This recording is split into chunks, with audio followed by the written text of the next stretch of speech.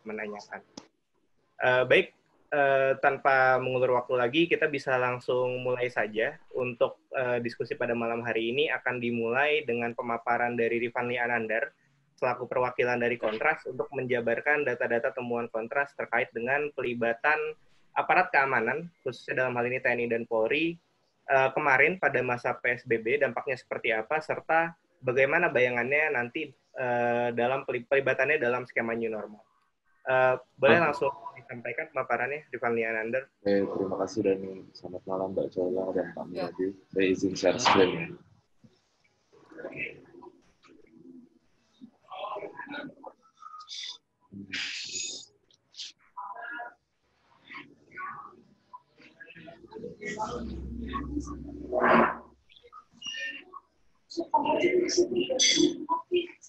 Sepertinya ini kalau share screen saya harus kirim, harus keluar. Bentar ya. Saya kirim menu ya. Bahan.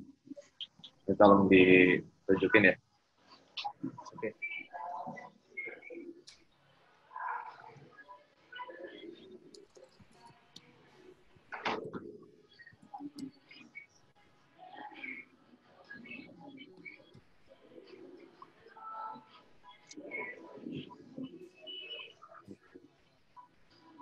Ya, sambil menunggu Danu nanti di share screen.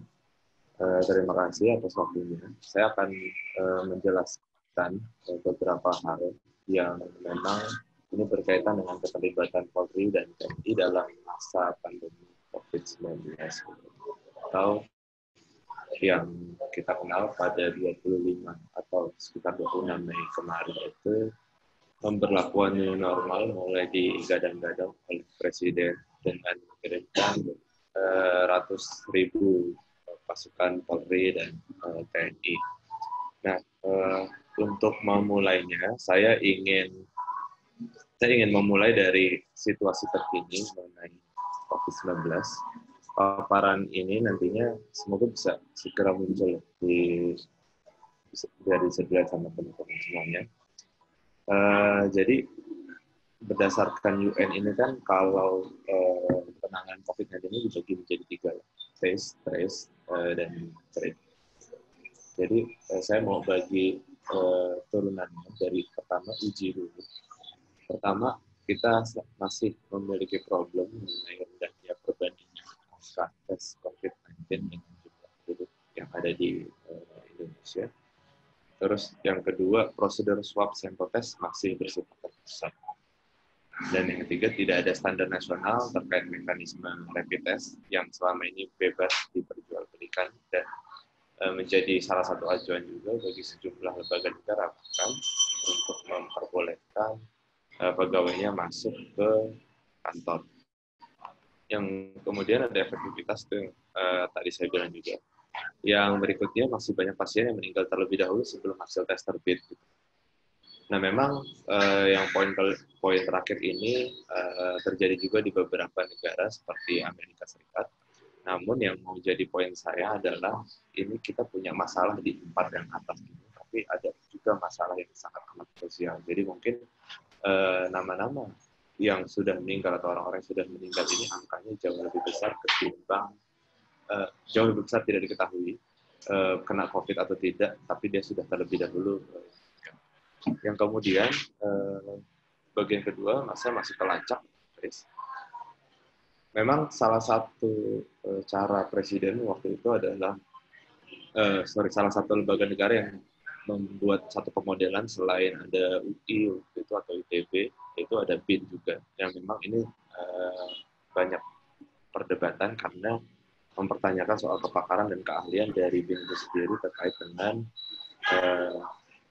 mengestimasikan jumlah penderita COVID. Namun jika kita saat ini mau mengacu pada hasil penelitian yang dilakukan oleh Badan Intelijen Negara pada bulan April, dia memprediksikan pada bulan Juni itu ada 100.000. Meskipun sekarang ini angkanya belum sampai sana, tapi ini belum juga dimanfaatkan oleh pemerintah untuk mempersiapkan mekanisme penanganan COVID secara lebih matang. Hal ini bisa dilihat dari maju mundurnya penerapan pembatasan skala sosial dan skala besar, yang bentuk-bentuknya ini kan beda-beda di masing-masing daerah ya. Mungkin Jakarta terlebih dahulu, terus Gorontalo terakhir, dan lain sebagainya. Terus juga ada soal aplikasi digital yang dibuat oleh Kemenkominfo yang ditujukan untuk memastikan soal peredaran COVID dan membantu publik untuk pergi ke suatu tempat, dia tahu zona merah yang mana, zona hijau yang mana. Tapi apakah ini efektif atau tidak, lagi-lagi kita belum bisa memastikan tentang penggunaan efektivitas dari Peduli Lindungi. Kemudian soal rawat spread, ini masalah yang muncul sejak awal COVID juga masih berulang. Perbandingan kapasitas tenaga kesehatan, ketersediaan ranjang rumah sakit, dan jumlah pasien. Jadi ini masalah yang sebetulnya bisa diantisipasi, yaitu dengan memaksimalkan misalkan negara membuat satu rumah sakit besar COVID di Kepulauan Riau, kalau saya tidak salah, itu bisa dimaksimalkan semestinya. Namun ternyata epicentrumnya ini masih bebas kemana-mana, sekarang ini ada di Jawa Timur, jadi agak kesulitan nampaknya, dan konsekuensinya adalah masalah yang terjadi di awal penanganan COVID itu harus terjadi lagi di hari ini. Dan kemudian kurangnya standar keselamatan dan kesehatan bagi para tenaga kesehatan di garda terdepan. Ini juga masih menjadi kendala, sebab peredaran dari APD itu sendiri yang dikabarkan telah merata di sejumlah daerah, ternyata tidak semua rumah sakit menjadi rumah sakit rujukan dalam penanganan COVID-19, tapi risiko-risiko di situasi pandemi seperti ini harus lebih diprioritaskan. Kemudian perlindungan sosial bagi tenaga kesehatan ini juga sempat kemarin menjadi problem yang dipertanyakan ketika Presiden lebih memilih untuk merayakan Hari Perawat atau mengucapkan belasungkawa saja kepada dokter-dokter atau tenaga kesehatan yang gugur. Namun soal perlindungan sosial bagi tenaga kesehatan itu tidak. Yang terakhir, infeksi COVID-19 terhadap ini yang saya rasa angkanya sejauh yang saya terima itu mencapai ratusan, karena ini dianggap anak-anak ini kan pada awalnya bebas atau tidak rentan terhadap COVID, namun angkanya ini sampai hari ini cukup tinggi. Berikutnya, saya mau bicara sedikit soal prasyarat normal. Ini masuk ke dalam bagian pengantar saya, bagian 1 dan bagian 2.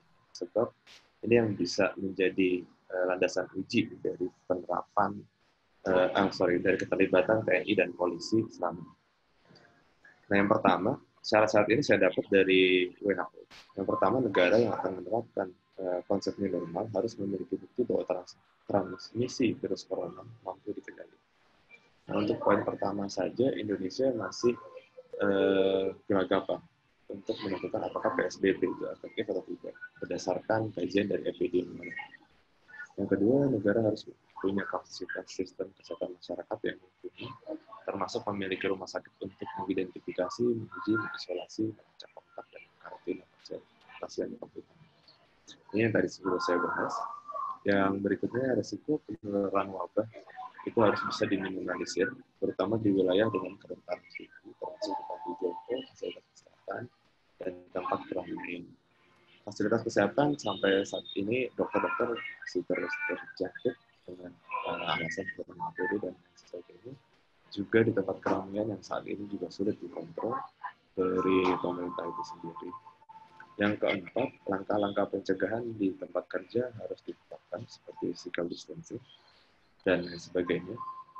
Nah, sisa poin-poin lainnya ini adalah poin-poin yang harus dipenuhi oleh negara untuk menerapkan new normal. Sedangkan yang dilihat di lapangan, poin-poin ini coba dilewati dan coba dilegitimasi dengan kehidupan yang baru atau situasi yang kita harus berdamai dengan virus. Nah, ini yang saya rasa bertolak belakang dengan apa yang dijalankan oleh atau disarankan oleh WHO itu sendiri, dan ini sangat cukup berbahaya. Konsekuensinya dalam beberapa hari ke belakang kita bisa melihat, coba di next.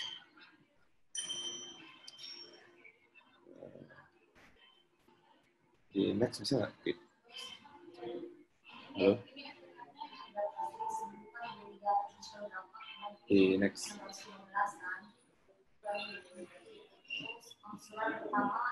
Di next.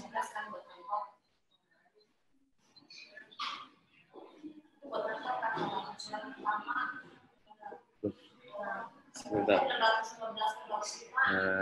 Jadi yang ini kayaknya bukan yang itu deh kayaknya. Ini gue ada 10 slide. Coba ya.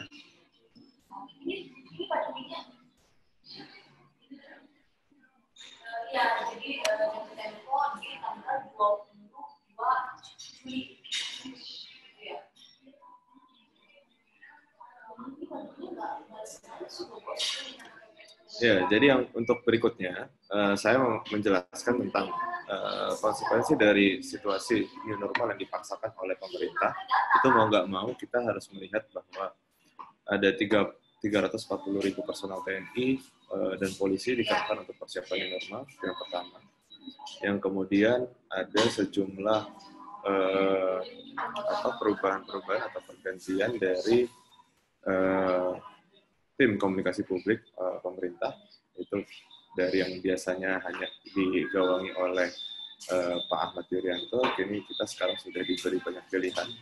Di dalam slide saya menunjukkan bahwa ada Dr. Reza, ada tadi pagi juga saya melihat BNPB mulai mengeluarkan Mary Riana untuk menjelaskan atau memotivasi publik. Yang kemudian konsekuensinya adalah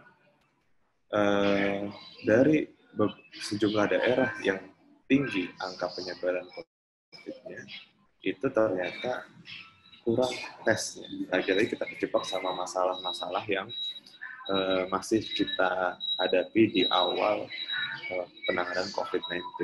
Bisa dilihat di bagian kiri kotak bawah di Jawa Timur, sebelumnya dari sejumlah daerah, dari beberapa daerah yang memang itu terjangkit COVID-19, itu hanya Jakarta yang mampu memenuhi standar WHO dengan 1.000 tes per hari, sedangkan untuk Jatim, di mana titik epicentrum baru ini terjadi, ini belum memenuhi syarat dari WHO untuk tes.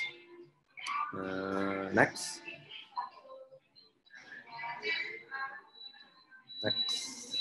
Stop di sini. Nah, ini pelibatan TNI dan Polri selama pandemi COVID-19.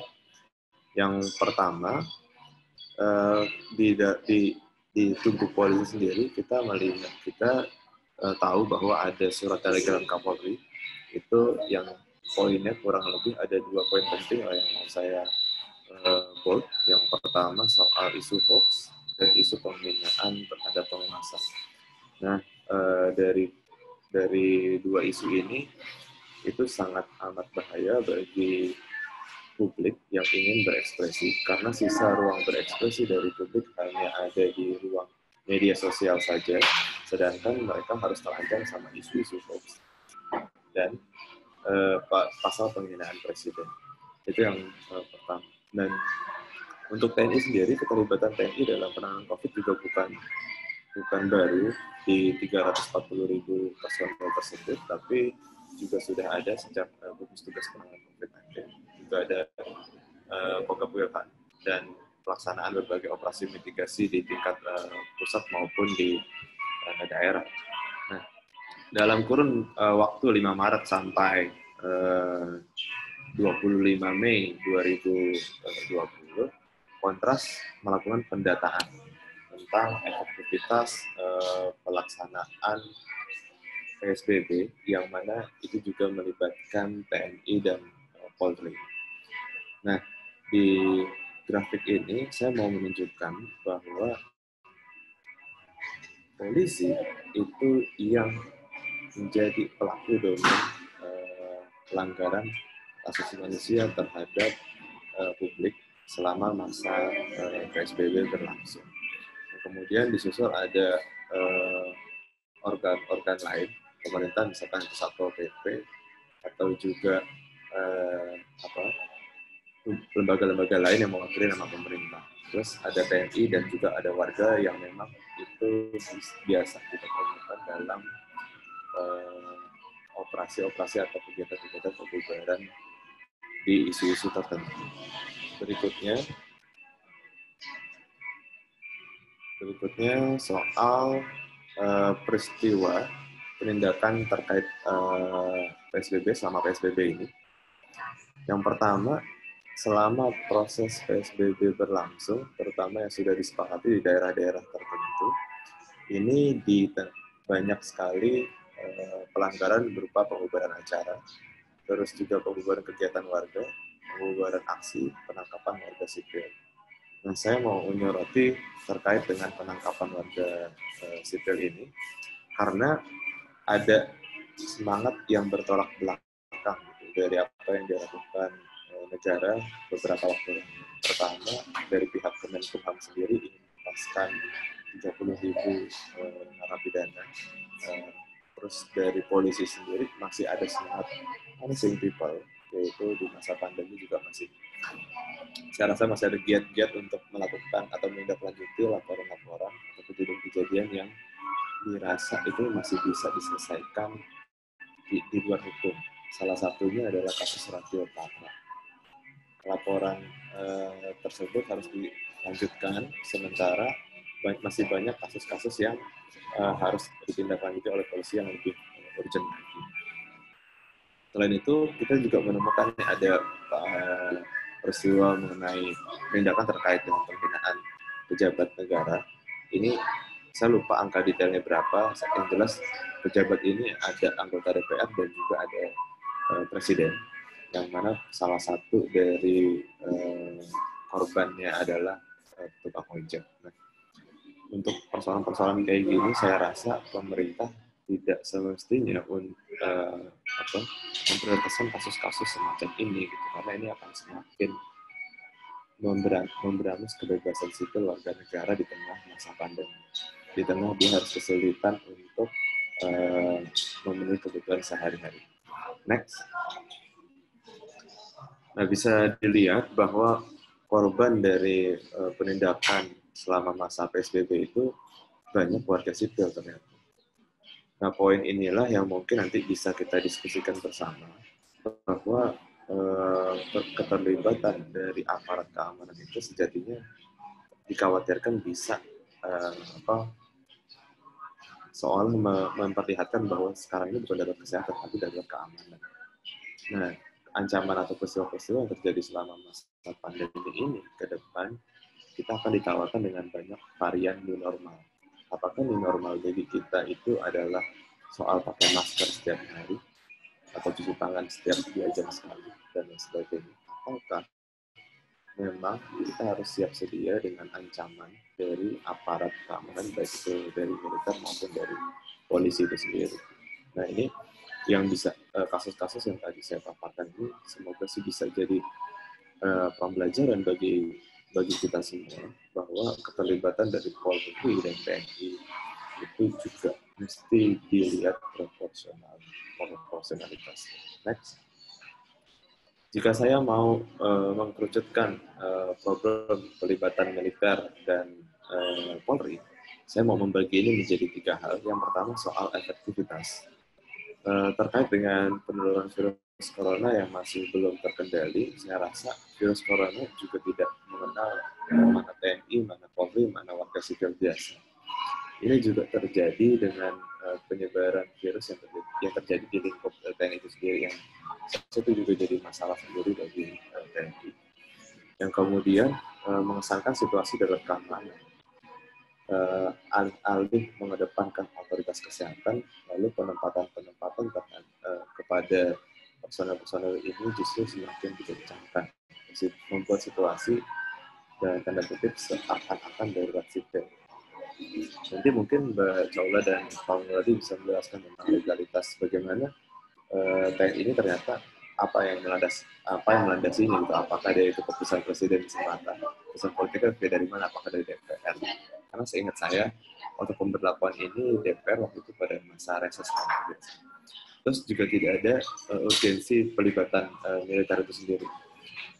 Apakah masalahnya sekarang adalah semua harus diselesaikan dengan memasukkan pihak-pihak militer untuk penanganan isu-isu tertentu.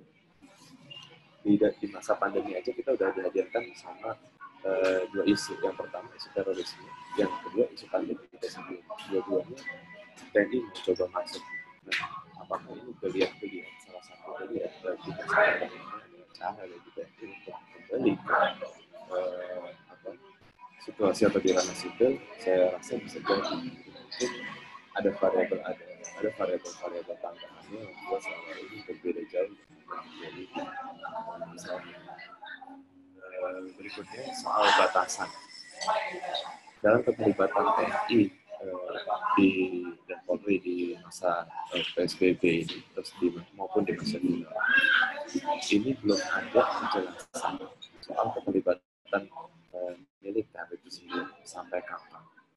Apakah jangan-jangan emang ini harus disiapkan, kita harus bisa sama-sama berdamai selain dengan virus corona, yaitu dengan militer juga. Nah, yang kemudian tidak ada batasan dalam pelibatan TNI di lapangan. Di masa pandemi ini kan keterlibatan dari otoritas kesehatan harus dikedepankan. Namun kita nggak tahu apakah di sana juga ada TNI. Masalahnya TNI ini kebutuhannya untuk apa? Detail-detail seperti ini yang kerap kali tidak disampaikan kepada publik sehingga publik berasumsi tentang keterlibatan TNI di isu apapun itu. Dan kemudian terkait dengan indikator pencapaian dan evaluatif. Saya mau membahas ini dari keterlibatan TNI di isu lain sebelum adanya COVID-19 seperti terorisme misalkan di Tinombala. Walaupun kasus kemarin adalah bukan pelakunya adalah TNI tentang 2 orang yang meninggal di Poso, namun selama ini operasi Tinombala kerap kali minim evaluasi tapi terus dikedepankan dan semakin tinggi angka penerjunan dari prajurit-prajurit yang harus diturunkan ke wilayah Gunung Biru. Nah, begitu juga dengan penanganan atau keterlibatan TNI di isu lain, tidak ada kejelasan perhitungan atas dampak dari tugas pengawalan ini terhadap kesiapan militer maupun dari isu COVID itu sendiri. Sampai hari ini, angka penyebaran COVID di Indonesia itu tertinggi di Asia Tenggara, per Madrid tadi saya lihat. Nah, ini juga harus kita pertanyakan ulang. Apakah keterlibatan 340.000 di wilayah-wilayah normal atau di tempat-tempat yang belum disematkan sebagai zona hijau ini tidak. Terus juga tidak ada ukuran yang jelas atas keterlibatan militer ini sama dengan yang di atas, karena saya ingin menguji soal efektivitas dari pelibatan militer dan polisi itu sendiri di masa pandemi. Nah, soalnya dari pelibatan militer maupun Polri ini kayak jalan pintas aja itu untuk memaksakan keinginan pemerintah untuk memulihkan ekonomi dan membangkitkan masyarakat dengan menghadirkan sejumlah institusi-institusi yang memiliki rekam jejak atau psikologis tertentu terhadap publik, soalnya publik jadi takut dan enggan untuk melakukan kegiatan di luar rumah. Padahal yang membuka celah itu semua adalah eksekutif itu sendiri. Nah, ini cukup paradoks dengan apa yang kita alami sejauh ini. Next. Ya, bagian kesimpulan, saya ingin menyimpulkan juga sekaligus ingin merekomendasikan beberapa hal yang ini juga menjadi tuntutan dari teman-teman masyarakat sipil. Yang pertama, sekali lagi pandemi COVID-19 adalah masalah kesehatan yang harus diatasi oleh kebijakan dan otoritas medis yang ada. Ini prioritas yang harus dikedepankan, saya rasa, dalam situasi pandemi seperti ini, ketimbang mengedepankan peran-peran militer dan mengabaikan masukan atau pertimbangan dari pakar itu sendiri. Kemudian pandemi, kita paham lah semua bahwa pandemi telah melahirkan situasi ancaman di berbagai sektor, salah satunya ekonomi. Tapi saya rasa ini juga bisa menjadi tempat untuk perbaikan kita, bahwa kalau dalam konsepsi hak asasi manusia itu kan ekonomi dan kesehatan atau dengan isu-isu lainnya dia itu bisa saling berkaitan. Nah, celah-celah ini yang saya rasa harus dikedepankan ketimbang memilih dan mengorbankan atau mengakibatkan dampak terhadap sektor lainnya. Nah, ini yang ke depan harus menjadi evaluasi saya rasa pada negara untuk mengenai pemberlakuan pelibatan militer yang tidak memiliki dampak efektif atau keberadaannya itu tidak cukup proporsional dalam menurunkan angka penyebaran COVID. Nah, demikian dan terima kasih Rifani atas pemaparannya. Akan langsung kita lanjutkan terlebih dahulu ke pembicara berikutnya, yaitu Pak Muradi.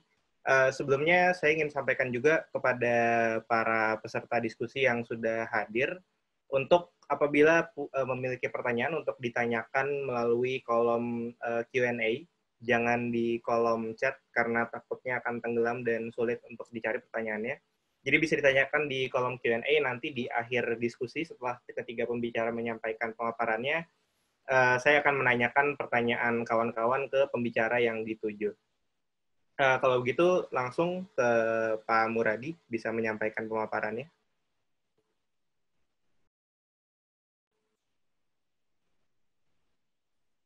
Oke, baik. Selamat malam. Assalamualaikum warahmatullahi wabarakatuh.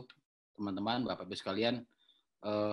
Ya, saya ingin cerita sedikit ya, bahwa sebenarnya diskusi ini sudah hampir mungkin 6 minggu yang lalu lah, kemudian bisa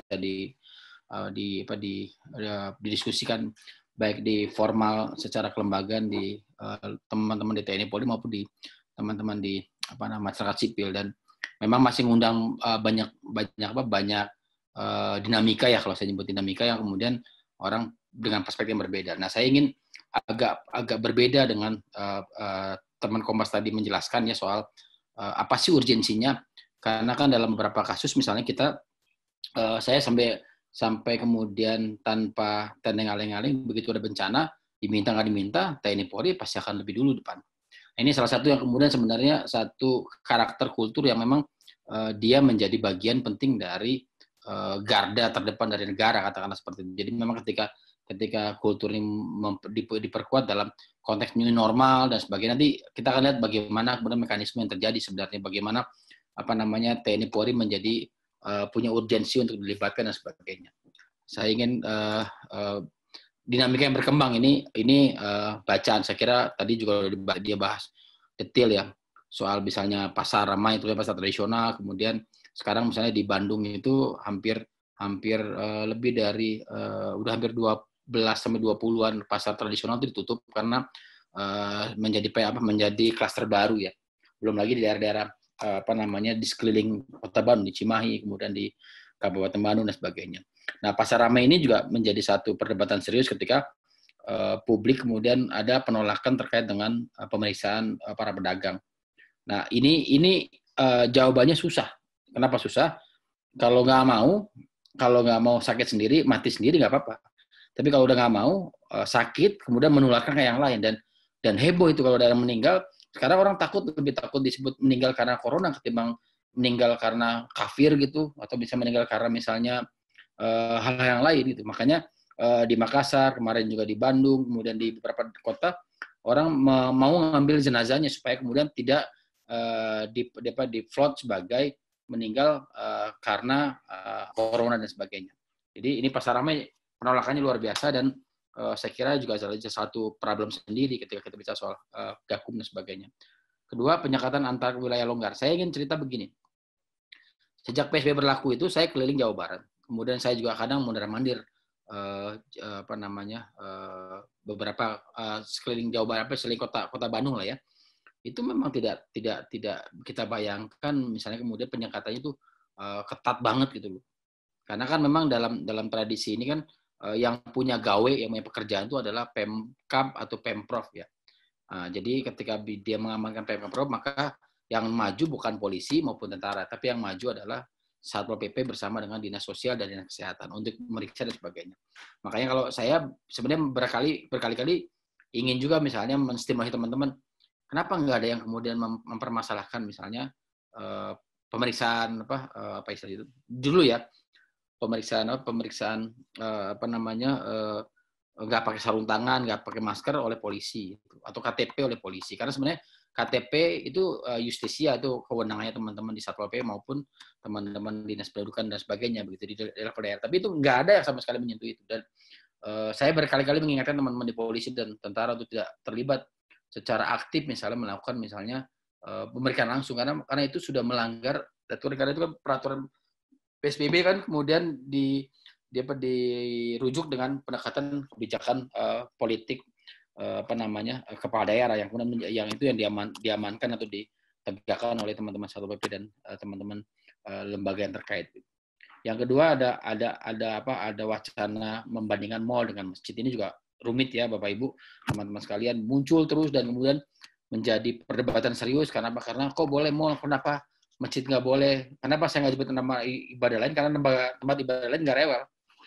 Jadi teman-teman, ya mohon maaf ini kalau teman-teman yang muslim ya, saya juga muslim, banyak dari kita kemudian merasa bahwa harus sholat masjid nih, karena kita sudah lama. Padahal mungkin ketika ada masjid dibuka normal juga belum tentu juga datang sholat rutin dan sebagainya. Tapi itu kemudian dimunculkan terus mempertentangkan antara mall dan masjid.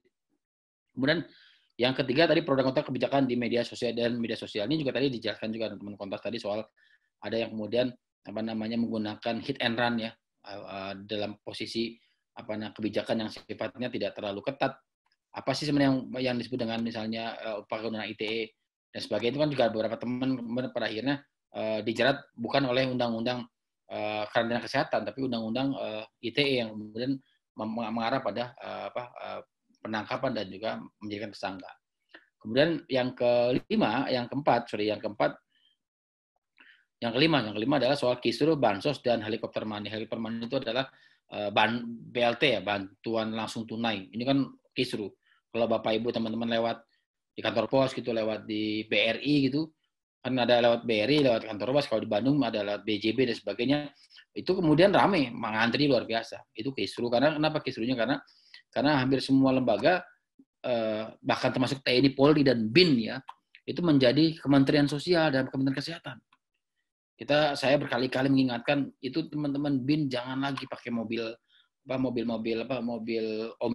OB van keliling melakukan pemeriksaan nggak pada tempatnya. Sama seperti misalnya saya kritik teman-teman polisi dan tentara bagi-bagi bansos karena bukan pada konteksnya.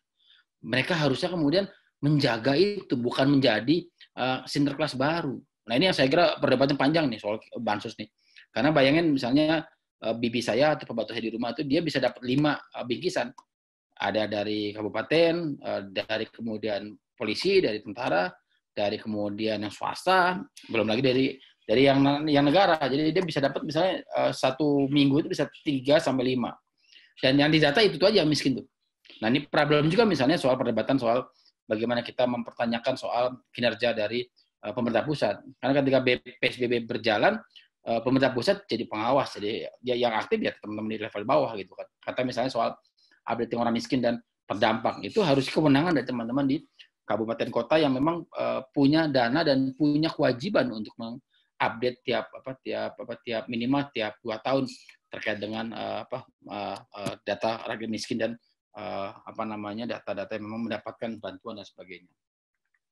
Kemudian soal basis rujukan yang berbeda ini juga agak rumit ya, beberapa kali kemudian muncul soal dipertanyakan oleh WHO, dipertanyakan oleh banyak pihak bahwa kok dikit banget Indonesia baru misalnya 40.000, yang lain sudah hampir jutaan dan segala macam. Ya dinamika itu kemudian sebenarnya dibaca oleh banyak pihak sebagai ketidakmampuan negara gitu loh. Kemampuan pemerintah untuk kemudian menyediakan alat tes. Katakanlah misalnya begini, contoh aja. Ini bercandaan di Bandung ya, misalnya Bandung sekian puluh orang positif, kemudian Cimahi sekian puluh orang positif, Kabupaten Bandung sekian puluh orang positif, tiba-tiba Kabupaten Bandung Barat 0 positif. Kenapa 0 positif? Ternyata memang kan itu kan agak agraris wilayahnya. Jadi ternyata kenapa enggak, ya tadi yang tadi disebut teman kontras tidak terdata. bahwa orang sudah terpapar, tapi kemudian dia tidak terdata karena apa? Karena kemampuan negara atau pemerintah untuk melakukan rapid test dan swab test dan sebagainya. Hari ini misalnya sekarang ada yang beberapa udah gratisan ya di Jakarta, di Bekasi juga ada. Tapi hari ini saya kira kalau teman-teman data nggak semua, jangan bangga dulu misalnya di kabupaten kota tertentu tidak punya yang positif, jadi 0 positif. Menarik juga sebenarnya, tapi kalau gitu dicek ya sambil bersama teman-teman di Kabupaten Bandung Barat, ya wajar aja kita nggak tahu apa kita nggak punya kemampuan melakukan rapid test dan sebagainya, akhirnya apa ya dianggap 0. Ini juga menurut saya menjadi problem sendiri. Kemudian soal klaim keberhasilan PSBB provinsi ini juga menjadi serius ya, karena misalnya kemudian berhimpitan dengan survei-survei yang dilakukan oleh beberapa teman lembaga SIGI ya. Katakan misalnya ada teman indikator Indonesia, kemudian barometer dan sebagainya. Itu muncul tuh klaim dari dari Anies Baswedan, muncul klaim juga dari Ridwan Kamil, dari Ganjar, Risman dan sebagainya. Saya kira ini menambah serius sebenarnya soal tata kelola COVID ya, COVID-19 ini. Kemudian potensi politisi isu politik ini, kalau ini saya pribadi nggak bermasalah ya. Kenapa nggak bermasalah? Karena ini adalah bonus dalam politik, namanya bonus politik. Kalau kita pernah main monopoli itu ada bonus. Nah ini bonus. Nah yang nggak boleh adalah kemudian mengganti cap. Contoh gini, misalnya disebutkan misalnya bantuan dari pemerintah provinsi Jawa Barat. Tapi karena kemudian dipolitisasi dengan misalnya mengganti kantongnya ditaruh dimasuk misalnya bantuan dari Bapak Muradi gitu kan.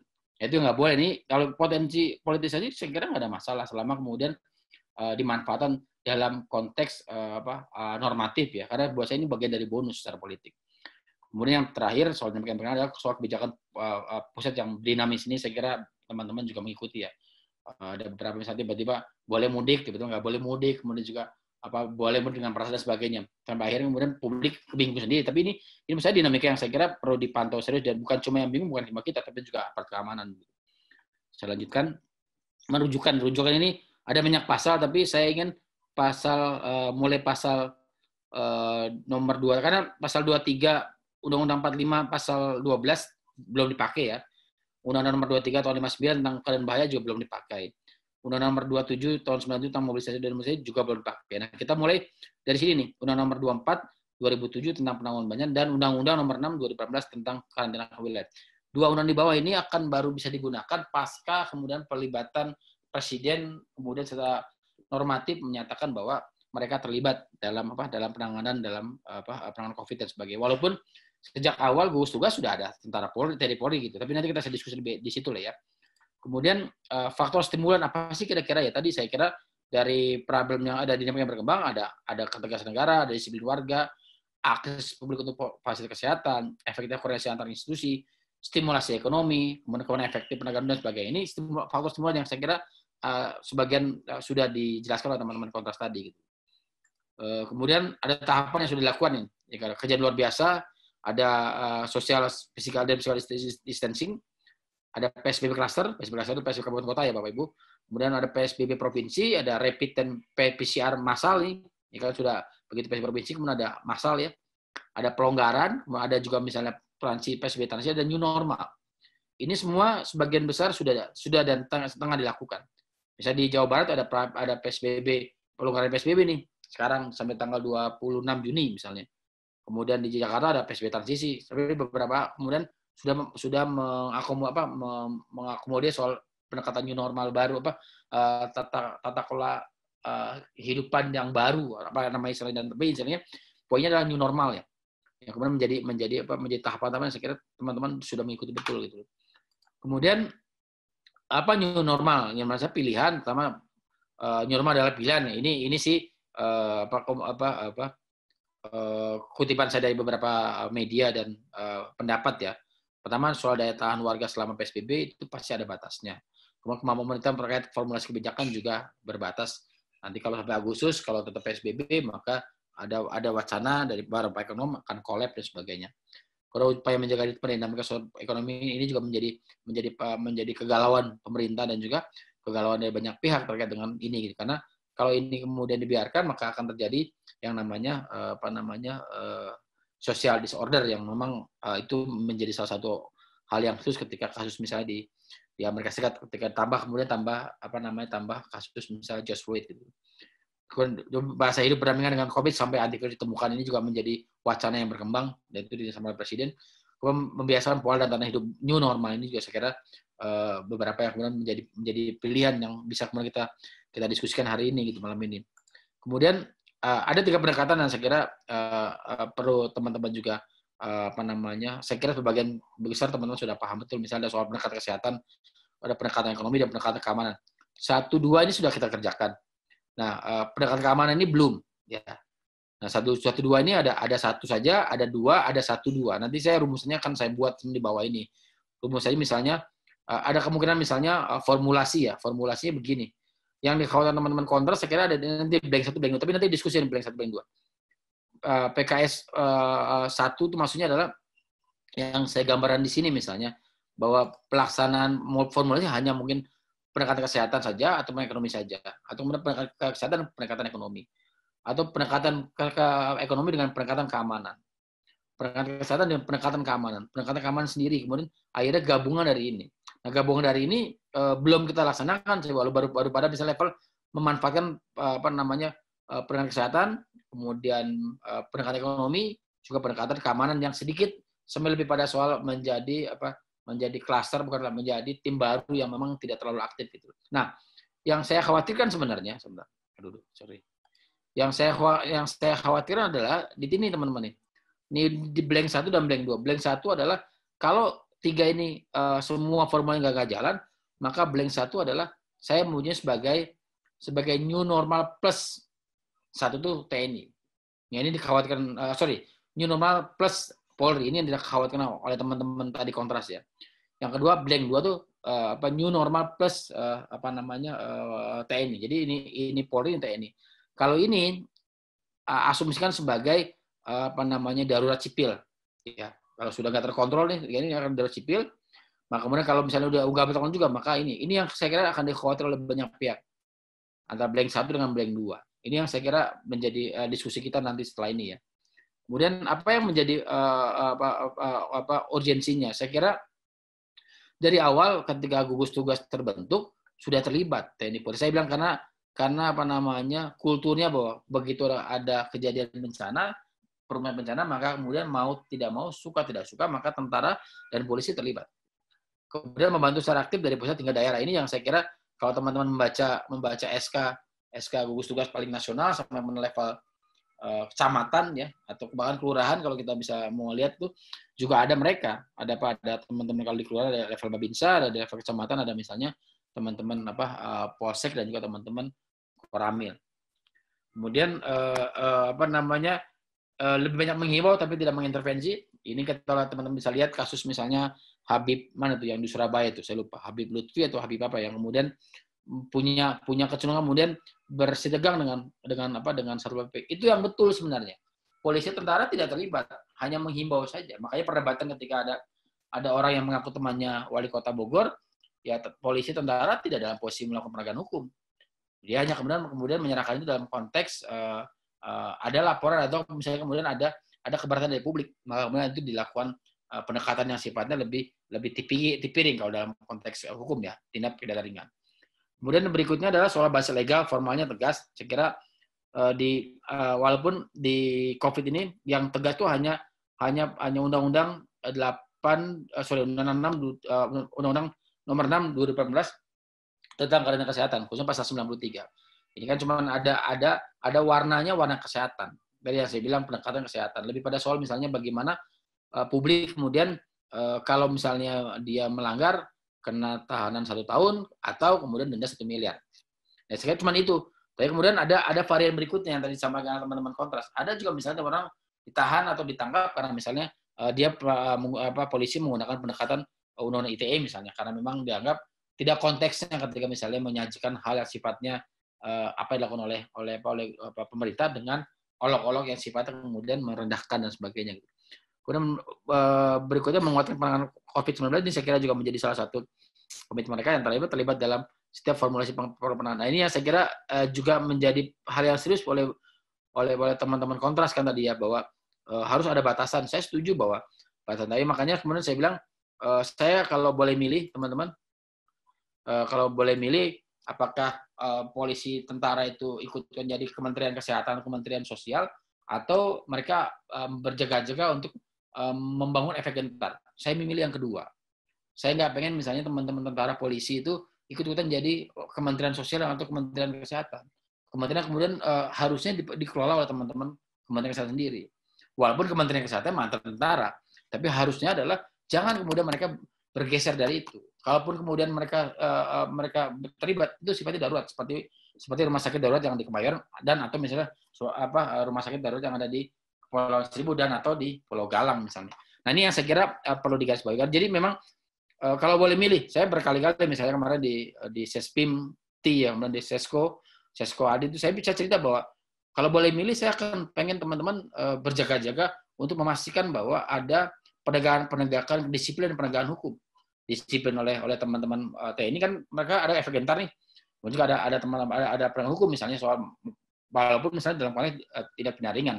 Tapi itu lebih baik itu ketimbang misalnya mereka bahu-membahu membuat anggaran sendiri, anggarannya dibelikan beras, dibelikan macam-macam, dan dibagi jadi kayak sinterklas, jadi Kementerian Sosial. Yang mana itu mengambil kewenangan dari teman-teman Kementerian Sosial, Dinas Sosial, dan juga teman-teman Kementerian Kesehatan. Gitu.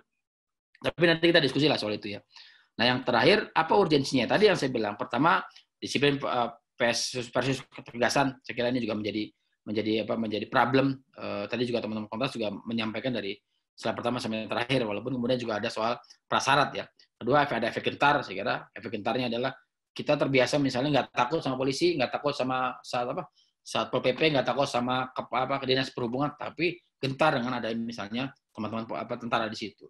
Efek jerah misalnya ada, misalnya penegakan hukum, walaupun mungkin dipiring, mungkin denda dan sebagainya. Tapi ini ada berlapis misalnya ada tindak efek jerah yang dilakukan oleh teman-teman Satpol PP misalnya dengan membersihkan menyapu jalan sebagainya. Ada yang benar memang pada akhirnya harus menjalani hukuman, walaupun misalnya hukuman denda yang memang sifatnya kemudian ada efek jerah di situ. Kemudian ada penegakan hukum, kemudian juga pembatasan pergerakan publik, dan saya kira ini yang pokoknya ada bagaimana kemudian penguatan kultur dan new normal. Nah, analoginya begini. Sekarang itu teman-teman kita normal di sini ya. Begitu normal kemudian ada COVID kan naik ke atas kan. Nah, di sini kan. Nah, kemudian kita turun pelan-pelan ke bawah atau mungkin di atas. Turun sedikit lah. Nah, ini yang disebut sebagai new normal. Ya, teman-teman TNI pun menyesuaikan. TNI Polri menyesuaikan dengan apa yang menjadi tupoksi berkaitan dengan penanganan bencana. Nah, pertanyaan berikutnya, apakah kira-kira kemudian berkaitan dengan apa rujukannya? Kalau di Undang-Undang TNI kan sudah jelas, misalnya ada pasal 7 ayat 2, kemudian poin berapa? Poin G atau poin 10 saya lupa, soal bantuan ke Pemda, soal bantuan ke polisi dan sebagainya. Kemudian apakah perlu izin DPR? Saya kira dengan ada perpres, misalnya bukan perpres, adanya permintaan dari presiden, saya kira sudah cukup. Karena ini bukan dalam kondisi yang sangat-sangat genting yang melibatkan mobilisasi luar biasa. Saya kira cukup misalnya permintaan presiden 340 ribuan orang personil untuk kemudian mengawasi, menjadi membangun efek gentar supaya ada disiplin dan sebagainya.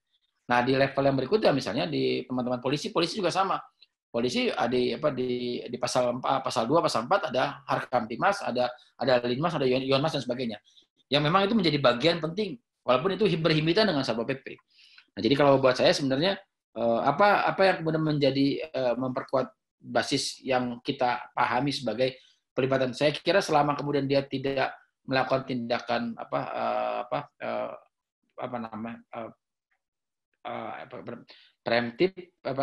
preventif, kemudian penegakan hukum gakum ya, gakum itu misalnya katakanlah ngambil tindakan misalnya melakukan pemukulan dan sebagainya, saya kira nggak ada masalah.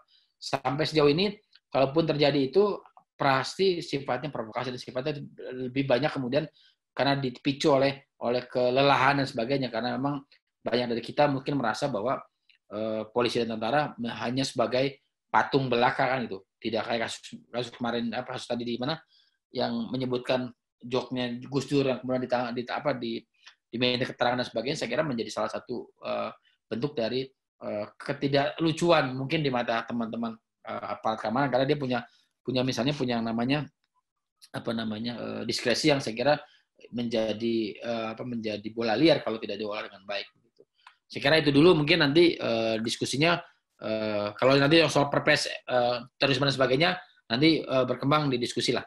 Saya kira saya mau fokus di sini karena buat saya kurang lebih mirip-mirip dengan apa yang menjadi posisi saya di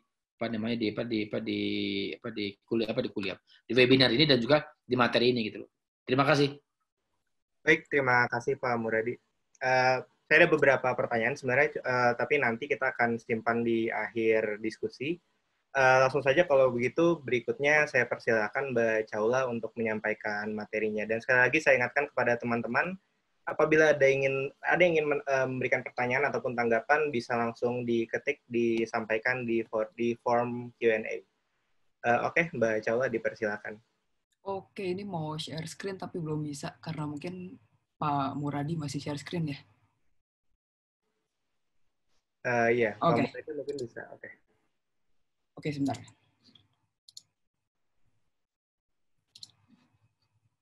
Oke.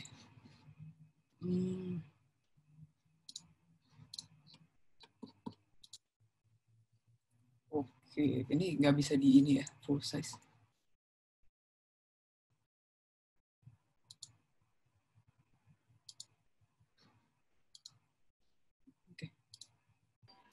Oke. Ya, terima kasih untuk teman-teman Kontras untuk undangannya juga. Jadi saya di sini diminta untuk memberikan insight juga tentang TNI dan normal baru dan dinamika terhadap hubungan sipil militer. Jadi kalau di sini saya mungkin fokusnya lebih kepada TNI dan mungkin nanti kita akan ada sedikit bahas Polri itu baru di akhir-akhirnya saja. Ya pertama saya Chaula, saya dari S. Raja Ratnam School of International Studies. Sebenarnya kalau disclaimer sedikit, sebenarnya penelitian saya lebih banyak mungkin lebih ke arah terorisme. Tapi karena mungkin juga di sini COVID-19 menjadi isu yang cukup hangat dan juga itu masih dalam tataran OMSP, maka dari itu saya juga mulai mengkaji sedikit tentang OMSP. Ini pertama saya akan bahas dari kerangka regulasinya, seperti apa saja sih kerangka legal yang sebenarnya digunakan untuk menurunkan TNI, dan kemudian karena kita tahu nih, tadi teman-teman Kontras juga sudah bilang normal baru, sebenarnya apa itu normal baru, apa sebenarnya kita sudah memenuhi yang harusnya dibilang sebagai normal baru, maka saya akan trace back sedikit sama peran-peran TNI sejauh ini sebelum apa yang disebut normal baru. Terus bagaimana nanti implikasi terhadap dinamika hubungan sipil militer, dan mungkin doktrin OMSP ini akan bahas sedikit tentang bagaimana terhadap COVID-19 dan juga perpres terorisme. Ini beberapa yang saya pakai dan juga ada referensinya di sini. Ini yang saya lihat, ini beberapa poin penting bahwa sebenarnya memang kalau dibilang dari perangkat legal, ini memang sebenarnya peran TNI itu bisa dibilang tidak menyalahi aturan, bahwa mereka memang punya peran dalam operasi militer selain peran, dan untuk masalah-masalah nanti kita akan bahas nanti setelahnya.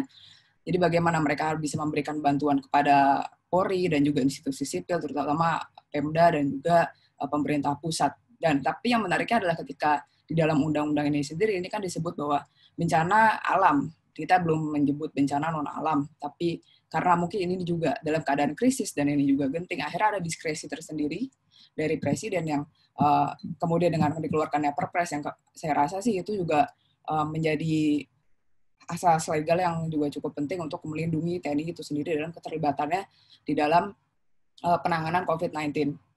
Jadi kalau dilihat kan di dalam Undang-Undang TNI ada 14 bagaimana perannya, dan salah satunya adalah membantu dalam penanggulangan bencana. Terus juga dalam Kepres itu sendiri kita lihat bagaimana diatur bahwa TNI itu dapat berpartisipasi dalam gugus tugas, dan bagaimana mereka ASOPS itu sebagai wakil gugus tugas. Dan juga ada bagaimana refocusing anggaran. Kita melihat bahwa sebenarnya sudah ada refocusing anggaran atau realokasi anggaran yang dilakukan oleh TNI yang digunakan untuk membantu penanganan COVID-19. Kalau kita lihat daftar APBN 2020, itu bisa dilihat bahwa Kementerian Pertahanan itu memenuhi anggaran terbesar. Itu nomor 1, sementara untuk kesehatan itu hanya berada di posisi ke-6. Jadi bisa dilihat bahwa refocusing anggaran sebenarnya 196,8 T ini dari Kementerian Pertahanan harus kita akui itu menjadi peran yang penting, karena mereka pada akhirnya melakukan alokasi untuk laboratorium PCR, reagent kit, smart helmet di sini untuk deteksi suhu tubuh, dan pemenuhan juga APD. Dan kalau kita lihat bagaimana peran TNI dalam penanganan ini, kita harus lihat bagaimana dalam struktur BNPB. Yang menarik adalah ketika kita lihat sekarang Letjen Doni Monardo adalah perwira aktif, sebelumnya memang juga perwira TNI, tapi mereka sebelumnya adalah purnawirawan. Kalau menurut saya sendiri ya, mengapa akhirnya Presiden Jokowi mungkin memilih Pak Doni adalah karena juga selain perwira aktif, mungkin juga ada kedekatan tersendiri dengan junior yang bawah, jadi lebih relevan dan lebih familiar. Harusnya logikanya itu mempermudah atau membantu dalam proses melibatkan TNI dalam penanggulangan bencana. Ya kenapa di sini akhirnya TNI yang dilibatkan? Karena ya harus diakui bahwa TNI strukturnya masif, bahwa mereka yang paling mempermudah untuk percepatan penanganan bencana. Ketika kita butuh untuk pengiriman sesuatu, kita akan melibatkan TNI. Misalnya kemarin kita butuh alat itu kita langsung ketika dimasukkan dalam kepres itu, Prabowo langsung menyuruh TNI untuk pergi ke Cina untuk mengambil alat di Cina, dan juga langsung dilakukan distribusi ke daerah-daerah oleh pesawat milik TNI dan juga kemudian alat angkut lain milik TNI. Dan kemudian ketika sudah sampai itu akan dikoordinasikan oleh pihak Kodim. Oke. Kalau misalnya kita melihat apakah sebenarnya di dalam susunan gugus tugas ini sendiri itu didominasi oleh TNI, apakah terdapat militerisasi di dalam TNI, mungkin kita bisa merujuk salah satu penelitian dari teman-teman CSIS Indonesia bahwa mereka melihat bahwa sebenarnya ada angka yang balance antara susunan civilian dan juga military. Jadi bahwa sekitar 50-50 atau 60-40 itu atau susunannya. Jadi kalau teman-teman bilang wah sekarang ada militerisasi nih gugus tugas, atau misalnya isinya itu rata-rata militer, mungkin kita lihat lagi datanya. Itu yang mungkin harus teman-teman cek kembali. Bagaimana kemudian ini juga akhirnya TNI membentuk Kogas Gapat. Di sini ada 4 Kogas Gapat. Di sini mereka akhirnya melakukan pengawasan terhadap rumah sakit darurat. Kenapa ya akhirnya TNI ya? Karena awalnya kalau saya baca tersendiri juga mereka dibilang punya pengalaman dalam menangani warga-warga yang datang dari Wuhan waktu itu, seperti itu. Itu salah satu justifikasinya. Dan mungkin juga karena sekarang juga kasusnya banyak terjadi di daerah wilayah barat Indonesia, pada akhirnya mereka melibatkan Kogab Wilhan 1 ya, yang berfungsi untuk di daerah wilayah barat Indonesia.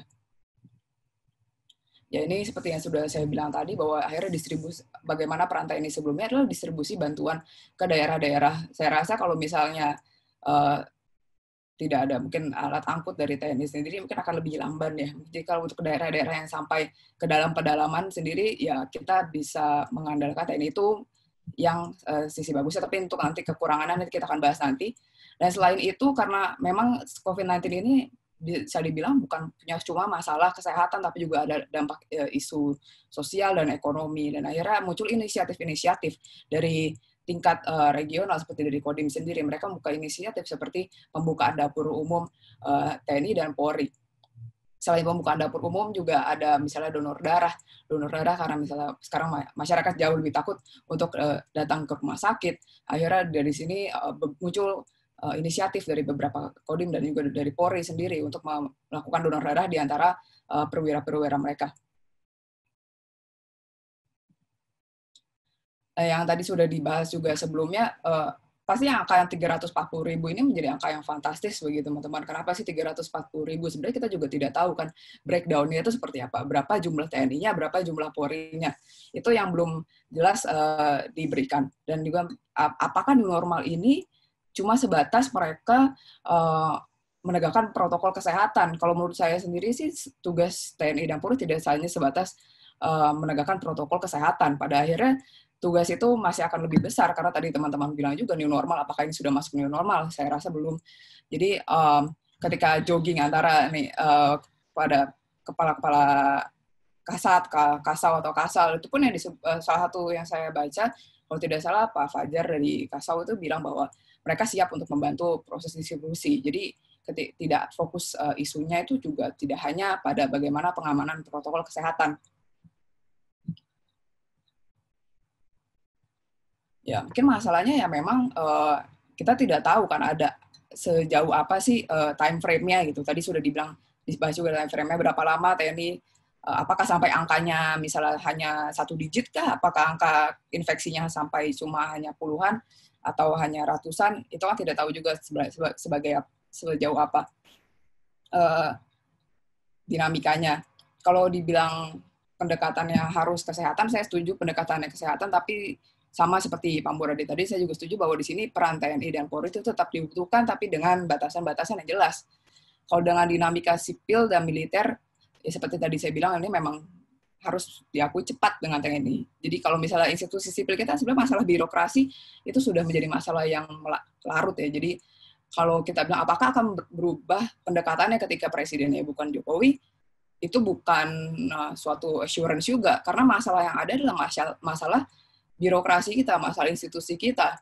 Ketika ada TNI di sini dan kulturnya mereka memberikan, TNI dan Polri ada kulturnya memberikan penanganan yang cepat, karena misalnya kalau TNI ketika ada senior bilang kalian harus begini, maka mereka akan junior akan langsung memenuhi pemenuhan itu kan.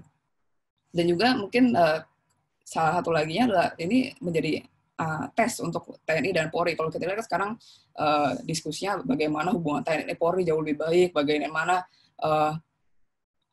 Bapak Pak Hadi dan juga misalnya Pak Idam sekarang foto berdampingan, ya itu kan bisa kita lihat apakah sebenarnya koordinasi ini menjadi sarana koordinasi untuk teman-teman TNI dan Polri, apakah itu akan meningkatkan hubungan mereka. Tapi ketika kita lihat lagi ke bawahnya, bahwa ada di bawah saya lihat juga efektivitas pendekatan persuasif itu tanda tanya. Kenapa tanda tanya? Bahwa tentunya kita lihat sifatnya masyarakat di Indonesia sendiri beberapa agak sulit diatur, dan ketika sulit diatur itu juga ada beberapa pelanggaran yang dilakukan. Ketika pelanggaran dilakukan, apakah kita tetap harus bisa melakukan persuasif? Belum lagi ada angka peningkatan angka crime rate di Indonesia atau angka kriminalitas di Indonesia, dan angka kriminalitas itu mulai tinggi juga karena adanya angka-angka pencurian. Nah, ketika di situ kan polisi harus turun, dan TNI di sini tidak punya legitimasi untuk melakukan pendekatan hukum. Di sini yang pendekatan hukum adalah polisi. Tadi juga data dari teman Kontras bilang bahwa banyak pelanggaran atau misalnya pelanggaran hak asasi yang dilakukan oleh polisi. Itu kan karena mereka melaksanakan tugasnya juga untuk penegakan hukum.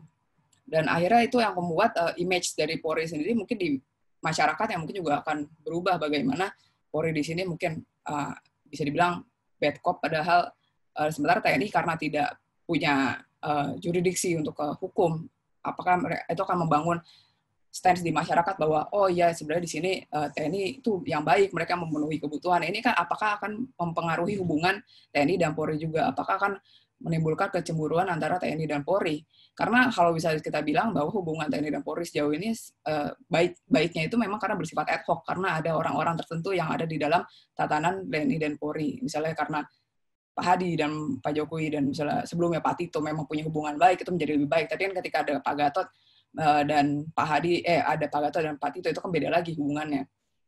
Nah itu, dan sisi minusnya lagi mungkin ada juga potensi-potensi pelanggaran yang dilakukan oleh TNI dan Polri dalam pengamanan ini. Nah, kalau dibilang terakhir downside-nya adalah karena adanya apakah ini akan menurunkan kemampuan sipil gitu.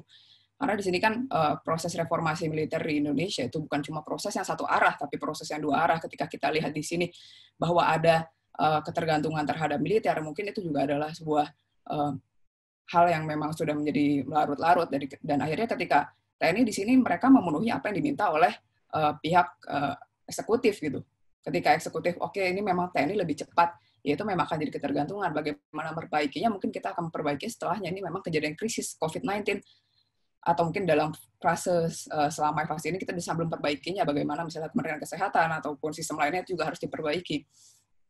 Itu yang mungkin harus menjadi kita harus berikan fair assessment sih di sini menurut saya.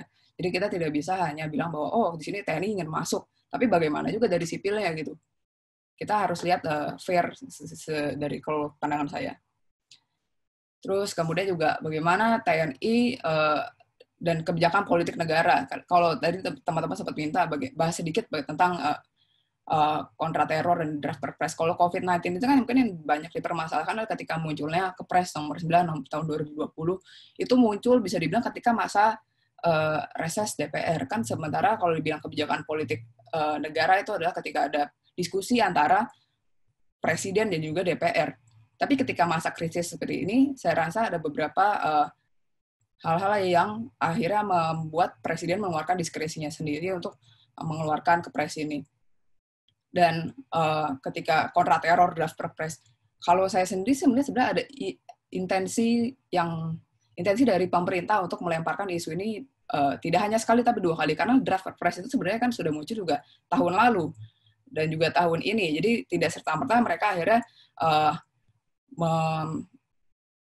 meratifikasi perpres itu sendiri atau menandatangani perpres itu sendiri. Memang permasalahannya ada kalau menurut saya sendiri yang melakukan penelitian tentang terorisme sih, saya melihat bahwa memang TNI itu diperlukan dalam kontraterorisme, tapi mungkin batasan-batasannya harus lebih diperjelas. Apakah draft perpres ini sudah memberikan batasan yang jelas? Saya rasa masih ada beberapa yang dipermasalahkan, seperti misalnya akhirnya kenapa threat assessment-nya itu muncul dari polisi dan TNI dan lembaga lainnya, padahal kita sudah punya BNPT yang harusnya berlaku sebagai crisis center. Terus juga tinombala tadi disebut, itu kan berlarut-larut, kenapa harganya banyak. Itu menurut saya malah harusnya jadi assessment bagaimana military effectiveness atau efektivitas militer Indonesia. Apakah benar kemampuan perang gerilya itu memang benar adanya, ataukah memang kita harus melakukan perbaruan doktrin di lapangan. Saya rasa itu yang perlu diperbaiki lagi sih ya. Tapi kalau saya lihat sendiri ada perbedaan antara bagaimana pengeluaran peraturan antara COVID dan kontrateror. Kalau COVID memang urgensinya sangat tinggi, akhirnya langsung dikeluarkan kepres ini. Sementara kontrateror draft perpres itu sudah dikeluarkan 2 kali dan intinya pemerintah sudah, dari teman-teman aktivis pun diberikan ruang untuk memberikan kritiknya. Jadi kalau menurut saya sih sejauh ini bagaimana peranan TNI di dalam penanganan COVID-19 atau OMS itu sudah memang dibutuhkan, tapi tetap harus ada batasan yang jelas seperti apa, entah itu time frame-nya atau harus ada goal itu seperti apa. Itu mungkin nanti kita bisa diskusikan lagi. Ya, makasih. Baik, terima kasih Mbak Caula atas pemaparannya. Saya masih menunggu dikirimkan beberapa pertanyaan dari penonton, dan sembari menunggu itu saya ingin memberikan beberapa pertanyaan sebenarnya, dan ini saya tujukan langsung saja kepada ketiga pembicara untuk masing-masing boleh memberikan tanggapannya masing-masing, karena kalau dari jalannya diskusi tadi dan sangat positif tentunya ada beberapa perbedaan pandangan yang sangat menarik untuk didiskusikan. Saya memiliki 2 pertanyaan untuk para pembicara. Yang pertama mengenai relasi sipil militer, dampak fenomena ini terhadap relasi sipil militer. Karena kalau dari pengalaman pribadi saya, hampir nyaris di setiap diskusi mengenai pelibatan militer dalam isu-isu sipil selalu muncul klaim bahwa memang pada dasarnya sipil di Indonesia belum memiliki kesiapan yang cukup untuk menghadapi beberapa masalah sehingga dibutuhkan militer yang diasumsikan lebih cepat tanggap, lebih sigap, dan lain sebagainya. Namun pertanyaan saya adalah, sampai 20 sekian tahun setelah 1998, apabila memang setelah 20 tahun ini sipil memang masih dalam kondisi yang tidak siap juga, lalu setiap ada permasalahan baru yang muncul di luar dari urgensitas permasalahannya itu sendiri, selalu ada muncul ketergantungan yang sangat tinggi dari penguasa sipil kepada organ militer di Indonesia. Lalu bagaimana fenomena ini akan mempengaruhi perkembangan dari kapabilitas pemerintahan sipil itu sendiri untuk kedepannya menghadapi masalah-masalah baru gitu. Katakanlah di 2020 ini ada COVID, apabila diulang-ulang terus ketergantungan dengan militer ini, lalu bagaimana nanti misalnya ketika 2023 atau 2024 ada masalah lain misalnya gitu. Apakah ini adalah suatu tren yang sehat bagi pemerintahan sipil untuk dilanjutkan terus-menerus, atau kalau memang ini bukan suatu fenomena yang sehat, lalu bagaimana pandangan para pembicara kita seharusnya menyikapi dinamika sipil militer dalam menghadapi permasalahan ini. Lalu kedua, satu isu yang sebenarnya menjadi salah satu fokus utama Kontras adalah mengenai akuntabilitas dari pelibatan aparat terhadap isu-isu sipil ini.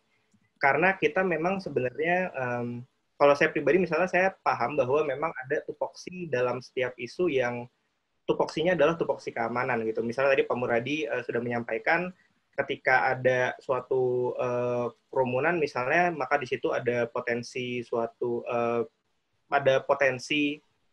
pelanggaran hukum misalnya, memang diperlukan aparat kepolisian untuk dalam konteksnya sebagai penegak hukum, yaitu untuk secara pasif ketika misalnya ada tindak pidana, ya dia memproses berdasarkan hukum yang berlaku gitu. Namun yang menjadi isu yang selalu menjadi perhatian Kontras adalah minimnya akuntabilitas ketika proses penegakan hukum tersebut ternyata tidak dilaksanakan sebagaimana mestinya. Misalkan dengan adanya timbul fenomena kekerasan atau fenomena-fenomena melanggar hukum.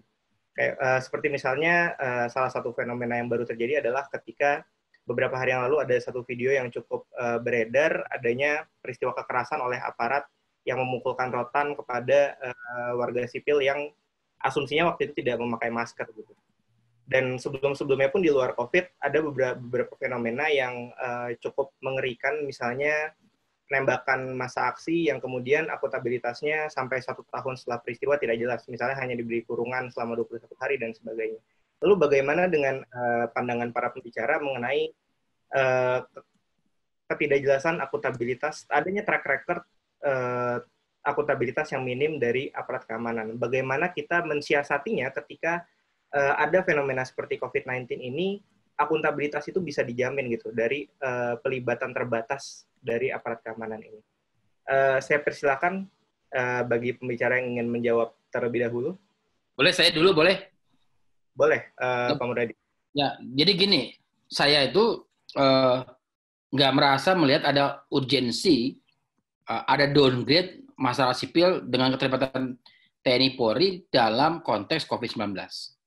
Saya nggak menemukan itu. Jadi kalau kemudian tiba-tiba dihubung-hubungkan, saya justru kalau dalam gini, nanti mungkin Saula bisa, Anindya bisa menjelaskan tuh dengan Pak Leonard soal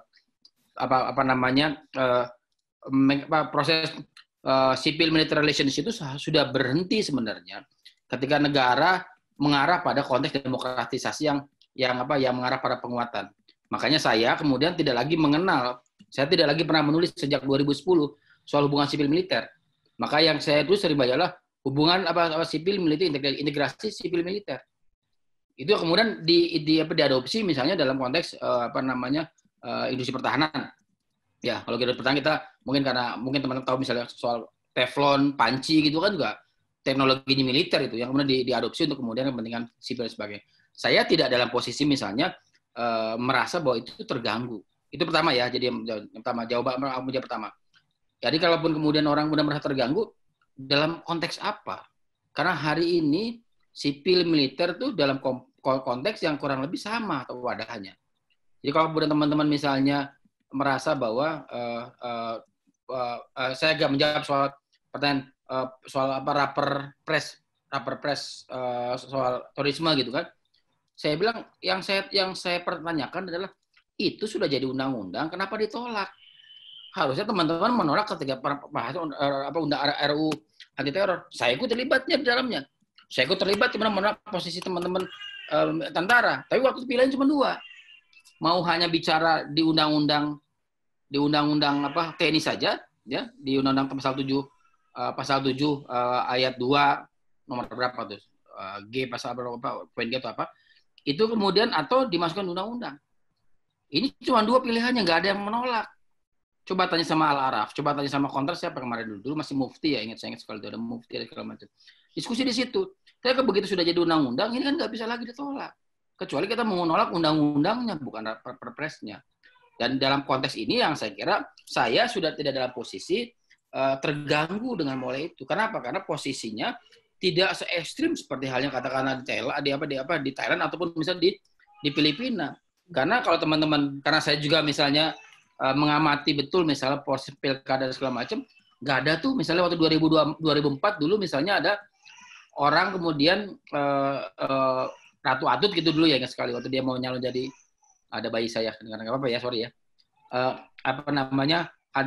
ada Ratu Atut datang sebelum dia nyalon jadi gubernur, dia datang tuh ke Pangdam, datang ke Polda. Saya nanya, manggil teh ngapain datang ke situ? Ya butuh legitimasi informal. Kenapa? Zaman dulu 2024, sekarang nggak ada. Bahkan menurut saya justru masyarakat sipil dalam konteks ini itu lebih dominan dalam konteks ini. Makanya kalau kemudian misalnya tadi yang di Anindya jelaskan, saya kira saya setuju bahwa sudah tidak dalam posisi porsi menghadapkan antara militer dengan sipil. Karena saya lihat dalam posisi yang sama sekali nggak kelihatan seperti yang teman-teman bayangkan gitu loh. Karena misalnya soal hukuman dan sebagainya, semua terbuka kok. Ya memang kecuali satu yang saya kira saya setuju ya, misalnya soal peradilan militer yang sampai hari ini kita sejak zamannya siapa? Aduh, yang sekarang di TI itu, yang di teman-teman di TI siapa namanya? Aduh, Usman. Teman Usman sampai hari ini kan belum beres-beres. Saya setuju itu harus ada. Tapi kan ini mekanismenya nggak bisa langsung. Karena apa? Karena ada situasi yang kita nggak bisa kita bendung sama sekali. Atau misalnya contoh lagi misalnya usulan ada perundang-undangan ada undang-undang perbantuan. Ini juga sama nih, sama dengan undang-undang RUU Kamnas misalnya kan. Tapi konteks hari ini saya bicara soal konteks terorisme dan konteks misalnya TNI Polri ada di COVID-19, saya nggak lihat ada urgensi pelemahan sipil di situ. Kenapa? Karena nggak ada yang dilemahkan. Gila bayangin. Hanya hari ini ya, teman-teman bisa maki-maki polisi tentara itu temannya Arya Bima itu di kota Bogor. Itu di Filipina ditembak mati itu kalau begitu. Oleh siapa? Oleh polisi atau oleh militer. Di sini bisa kok berani kok. Atau misalnya di Surabaya kemarin tuh Habib itu. Yang minta maaf, yang minta maaf Satpol PP kok. Artinya maksud saya tidak ada konteksnya ketika itu dihadap-hadapan gitu.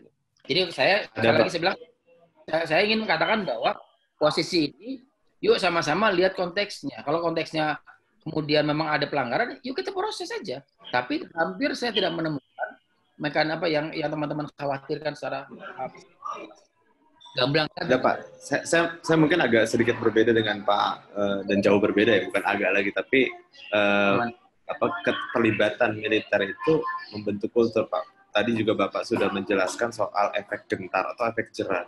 Nah itu budaya yang telah diciptakan sejak 32 tahun kepemimpinan Orde Baru, dampaknya masih ada sampai sekarang, dan itu saya rasa berbahaya. Kenapa? Karena orang akan takut berekspresi. Ketika orang di sampingnya ada militer di situ, dia akan takut bahwa dia akan diapa-apain. Itu kan bentukan budaya. Nah, ini saya rasa ini jadi problem. Itu yang pertama. Yang kedua, kasus-kasus mengenai militer juga jarang sekali diproses secara terbuka. Iya, benar tadi soal problem peradilan militer yang sampai hari ini juga belum ada geliat dan geliat pembenahan sistem peradilan militer di Indonesia. Tapi di luar itu coba tahun lalu kita masih diramaikan sama razia buku, terus juga ada kasus kekerasan terhadap kita fokus dulu di 19. Iya Pak, iya di COVID. Oke di COVID. Iya, enggak, ini saya cuma mau menyampaikan bahwa ada yang dia setuju, ada yang enggak. Nah sekarang kita bicara COVID. Jadi maksud saya kalau mau agak sedikit boleh. Kalau yang itu nanti kita diskusi lagi. Betul. Iya, tapi maksud saya kultur yang ada itu yang peristiwa di luar COVID itu menunjukkan bahwa emang ada masalah gitu. Dan masalah ini jadi terus budaya di tengah situasi COVID-19 gitu loh. Nah, di masalah di atau di militer? Masalahnya atau di sipil atau polisi dan militer? Mana yang jadi masalah? Di mana masalahnya? Oh, ini kan bentuk bareng-bareng semuanya, Pak. Misalnya sipil, militer itu juga jadi problem. Kata dilanjutkan dulu jawabannya, Rifandi. Tadi pertanyaan Muradi adalah soal masalahnya ada di mana? Iya, benar.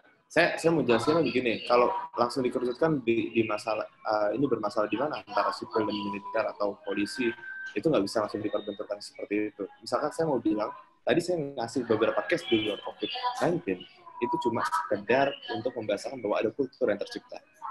Terus tiba-tiba, yang mana itu buat saya, itu berdampak kepada kebebasan sipil yang warga negara. Ya. Nah, di masa COVID-19 ini, terus di masa COVID-19 ini, mereka, warga kita, saya, dan mungkin sebagian besar banyak orang, itu juga masih merasa gentar.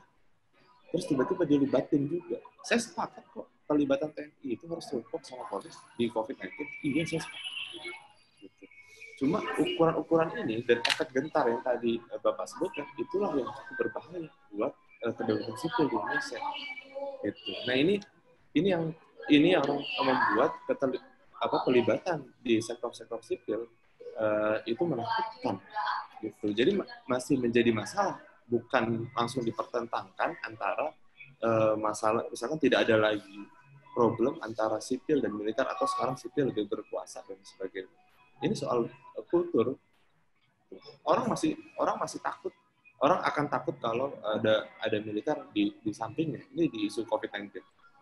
Tapi kalau kita sudah membiasakan, kita bisa membiasakan sipil bisa bergerak sebebas-bebasnya tanpa harus ada bantuan militer, juga bisa lebih baik. Saya paham di militer juga ada masalah-masalah semacam isu nonjok lah, isu atau tingginya anggaran dan lain sebagainya. Itu saya paham juga masalah ini soal kultur aja, Pak. Ini soal kultur yang masih terjadi sampai sekarang. Gitu. Dan keterlibatan ini kan dari isu-isu lain sebelum COVID itu nggak pernah atau jarang sekali mekanisme evaluasi dilakukan secara komprehensif.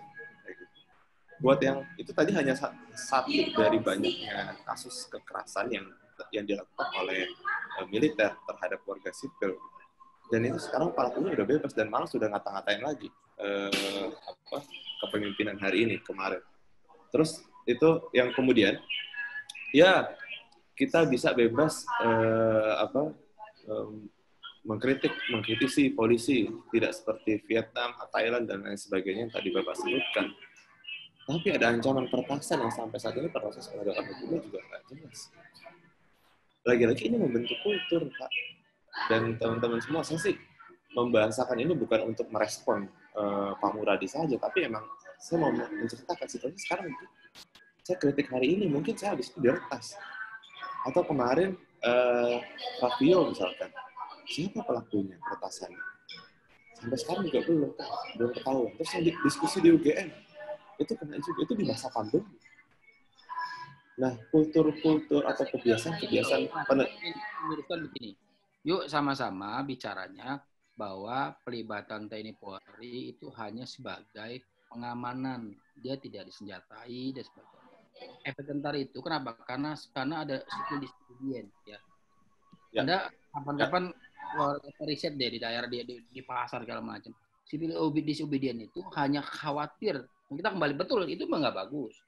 Kita ambil misalnya ke belakang, dia hanya khawatir hanya dengan yang berseragam. Bagus nggak bagus memang. Tapi ya, itu yang nggak berani. Itu yang terjadi ketika kasus di Surabaya. Orang kemudian minta maaf loh, yang salah minta maaf, yang benar minta maaf. Di mana yang menurut saya? Di mana yang disebut sebagai sipil yang kemudian di mana makin jatuh makin turun? Enggak. Justru menurut saya superior sipil luar biasa. Artinya sekarang saya ingin pilih lagi dulu. Yuk pilih ini adalah bagian dari upaya membangun sipil jangan sipil disorder, tapi gimana sipil order. Di mana kalau mereka juga punya kedisiplinan sendiri. Kan nggak ada masalah. Kita bicara di Korea Selatan. Nggak ada masalah di Taiwan. Karena masyarakatnya udah disiplin. Kemudian polisi, tentara juga terlibat. Misalnya kasus di Italia. Di mana mereka harus kemudian melakukan pendisiplinan. Ini yang saya kira, saya nggak bicara kultur. Saya bicara bahwa ini memang nggak mau, suka tidak suka, kita kejar-kejaran waktu nih. Saya bilang, ada hal yang disetujui, ada yang enggak. Tapi untuk konteks ini kita diskusi, saya setuju gitu loh. Gitu ya kira-kira. Sorry, memotong. Jadi nanti mungkin saya mau jump in sedikit ya. Tadi menarik juga ya, maksudnya ketika dibilang bahwa oh ya kita nggak bagus kulturnya, bahwa nanti dengan adanya militer atau Polri itu jadinya ada ketakutan. Tapi mungkin pertanyaan yang kita bisa lempar kembali ketika itu bukan TNI dan Polri yang akhirnya menertibkan pelanggaran-pelanggaran PSBB itu ada siapa? Misalnya di Singapura kita punya safe distancing ambassador, tapi apakah itu memungkinkan di Indonesia? Itu pertanyaannya kan. Apakah kita punya dana lagi untuk membayar pada para safe distancing ambassador? Memang ini harus dibilang quick solution ya, balik lagi quick solution bahwa memang kita TNI dan Polri memang sudah tugas yang mereka untuk memberikan istilah pengamanan atau seperti itu. Dan mungkin juga tadi dibahas bagaimana dinamika terhadap hubungan sipil dan militer. Kalau saya sendiri fokusnya mungkin dari sipilnya sendiri akhirnya jadi bagaimana melihat bahwa ini sebagai quick solution. Tapi kalau saya lihat ini juga dampaknya bukan cuma terhadap bagaimana kelemahan sipil, tapi bagaimana nanti proses reformasi militer ke depannya kan. Kita kan juga lihat bahwa ada pemenuhan-pemenuhan yang harus dilakukan ke depannya oleh militer, bahwa misalnya kita pemenuhan minimum essential force kah, atau misalnya perbaruan doktrin-doktrin itu kah, ketika mereka akhirnya disibukkan oleh kegiatan-kegiatan lain yang pada akhirnya bukan tetap pada ranah mereka, tapi mungkin juga fokusnya kan harusnya melindungi dari ancaman-ancaman eksternal. Itu apakah juga akan membantu proses berlaku lebih cepatkah, atau akhirnya malah jadi lebih lambatkah? Jadi mungkin fokus saya di sini juga tadi seperti Pak Muradi sendiri bilang bahwa ya sekarang ini masalah yang muncul pun akhirnya apakah lebih kepada hubungan sipil militer yang memang sudah dilakukan tahun 2004 atau 2000 pasca reformasi itu sendiri. Tapi akhirnya ketika kita lihat sekarang masalahnya akhirnya berlanjut ke permasalahan-permasalahan seperti dalam reformasi dalam tubuh militer itu sendiri. Ya, gue sedikit aja, saya mau nambahin sedikit soal ini, soal efektivitas dari pelibatan itu sendiri di luar. Kalau kita mau masuk lagi ke isu COVID ya, setelah bicara kita punya kultur yang gentar atau takut terhadap TNI atau Polri yang itu berdampak pada kebebasan sipil kita. Kita bisa bandingkan aja dengan pasca pelibatan, usulan pelibatan TNI dan Polri, angkanya 340.000 yang tidak diketahui detailnya berapa Polri, berapa TNI dari sejak 25 Mei itu. Atau kalau kita mau hitung mundur lagi, dari Maret penanganan awal kasus pertama COVID-19 di Depok, itu lihat hari ini itu angkanya penyebaran COVID di Indonesia itu justru peringkat 1 di Asia Tenggara. Nah, efektivitas ini yang semestinya kita juga untuk bicarakan gitu. Ini bukan semata-mata soal kesepakatan atau berapa banyak personil TNI dan Polri ada di pasar, ada di mall, ada di persimpangan jalan dan lain sebagainya. Kalau misalkan kehidupan new normal, saya nggak tahu ya apakah new normal itu secara definitif sudah disampaikan bahwa kita akan new normal besok misalkan, tapi argumen dari pejabat publik yang mengatakan kalau kita harus berdamai dengan virus, berarti itu ada indikasi untuk mencapai situasi tersebut. Namun angka yang muncul atau peringkat yang ada saat ini, Indonesia menjadi nomor 1 angka penyebaran COVID-nya masih tinggi sekali. Nah, ini harus menjadi pertanyaan dengan pelibatan TNI, polisi, juga peran-peran pakar ahli dalam penanganan COVID. Gitu. Ini bicara soal efektivitasnya, apakah ada efektivitasnya atau tidak. Saya khawatir, memang kalau tadi secara jelas tuh Pak Muradi bilang tidak ada lagi kaitannya antara sipil dan militer, saya takutnya ini akan membentuk atau melanggengkan budaya-budaya yang sudah ada sebelumnya, tapi tidak gagal untuk menyelesaikan problem COVID itu sendiri. Kalau bicara ini adalah quick action. Se-quick apa? Kalau dihitung dari tanggal 25 Mei sampai dengan hari ini, se-quick apa efektivitas, secepat apa efektivitas dari pelibatan TNI maupun Polri dalam menangani COVID atau situasi new normal.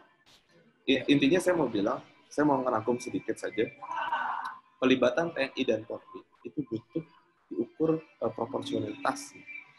Tapi kalau sebelum masa PSBB kita mendengar bahwa ada penganiayaan di Manggarai Barat karena mereka dianggap berkumpul padahal dia belum bisa pulang ke rumah, terus juga angka COVID-nya tinggi, nah ini kita mau tanya lagi soal itu.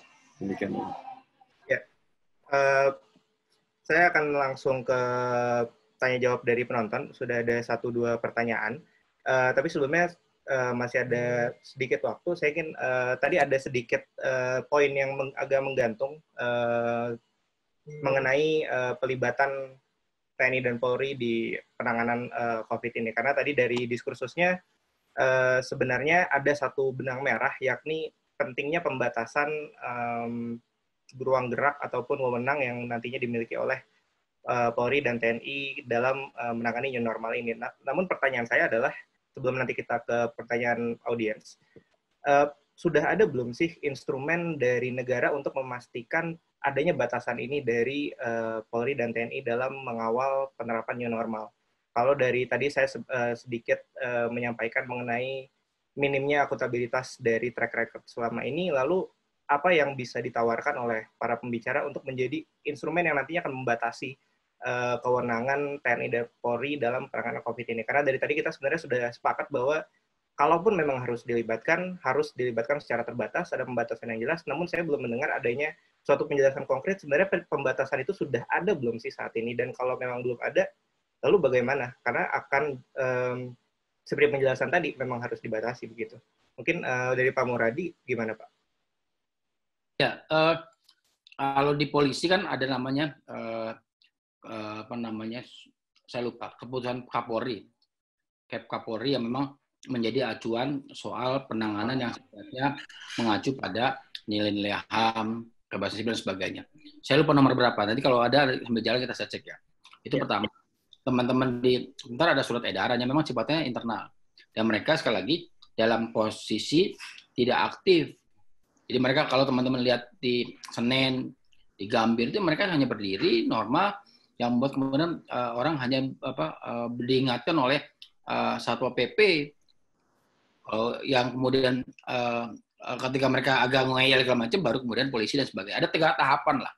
Saya kira sampai sejauh ini saya nggak tahu data teman-teman kontras, tapi data teman-teman di PSPK Unpad itu